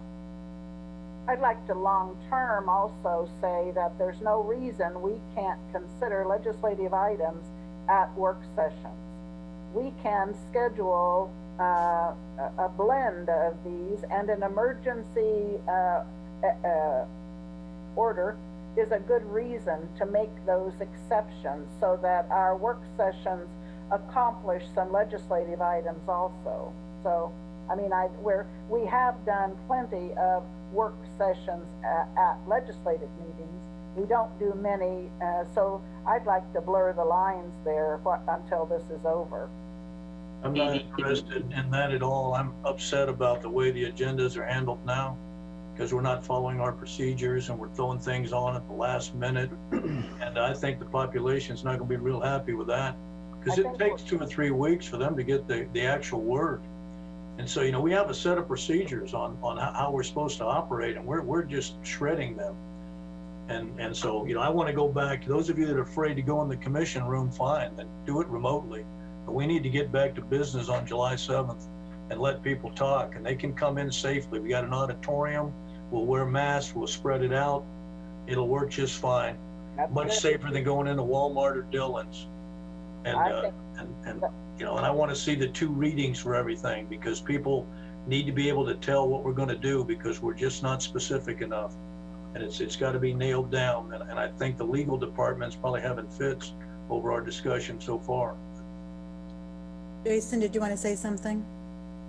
I just wanted legal and Ron to consider they don't have to come back in person and meet on July 7th to pass this resolution. I mean, if the majority wants to meet via Zoom, because it quite honestly is going to be very distracting to have even one of you at home Zooming in. You're not going to be visible to the public, and you're not going to have the prompts that you do on Zoom where you can watch everybody talk. You're going to be caught in a position where you're probably going to turn on your TV or Facebook Live and be a little delayed on what's happening and what you can see. I guess my point being, they can pass a resolution if the majority want to meet via Zoom. We can continue to have that meeting via Zoom on July 7th, and they could pass the resolution extending that period of time. You don't have to meet in person, I guess is my point. Yeah, I concur, Jason. The resolution isn't what's authorizing the Zoom meeting. That can occur regardless. Resolutions are effective immediately upon adoption as well. So if it's adopted on the first item of the meeting, then it's in effect through the duration of that meeting. The Attorney General did say that if that they would like cities to adopt authorization for people to attend Zoom, which that would be okay to do it that night. That's not the same as saying we're adopting a resolution so we're always in Zoom. It's to allow individual elected officials decision to opt in to remote attendance if they wish. So even if the resolution were to change, we would recommend maintaining the portion that says if an individual commissioner wants to attend remotely, they're allowed to do so in compliance with the AG order. But the way that we had that planned for July 7th was that the default wouldn't be Zoom. The default would be in person unless the need was to move it wholly to Zoom, or any individual elected official could opt into Zoom. So we are able to take that up on July 7th, but Ron's point earlier is correct, and Commissioner Morris is just as a note that increased spending authority will be decreased from the time it expires tonight until whenever a resolution is adopted, except Ron does have some authority to purchase above $20,000, which is the existing purchasing policy when we don't have the emergency order in place in certain emergency circumstances. So he'd have some authority, but it is not as extensive and perhaps not as broad as the CARES Act would allow him to spend. And so just bear in mind that we will have a gap in that spending authority in that time. But Ron, Ron can speak to how much that an issue would be for 6 days, 3 of which are a weekend. It may not be an issue for the organization with that other emergency authority. If it's restored, that's restored for the CARES Act on July 7th. Yeah, I don't think that'll be an issue for a few days, and hopefully we won't have an emergency that will test that. So, although I do plan to be here over the weekend, so you know how our holiday weekends have been passed with our natural disasters last year. There are no Like weekends. every holiday we had one. So, and Rob's gone. So, anyway, so I was wrong, and I appreciate Jason and Katie chiming in. So there's a majority. I guess you just need to. A majority of you have at least expressed an intent to want to continue to meet remotely, and Yes. and I even heard one saying they wanted to have a special meeting to confirm that if necessary. Then it's been confirmed that that's not necessary to have that special meeting, and so I think it would be good for at least 3 of you to reiterate that you want the July 7th meeting to be a Zoom meeting. Yes. Now, yeah, I do want it to be a Zoom meeting, but Ron, I am, I know we think, well, that will never happen. But things have been happening. So would it be better to have a special meeting this week before the holiday weekend? I don't think it's necessary. Again, most of the emergencies that we would have, I would have that authority in those circumstances if we needed to.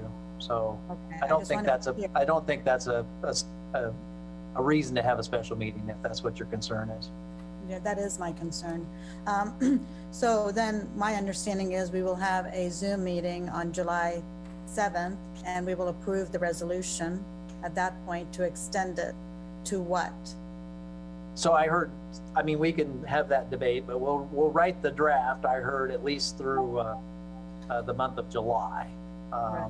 And then that was, if you want to change it and amend it after that, but that's what we'll prepare the draft for.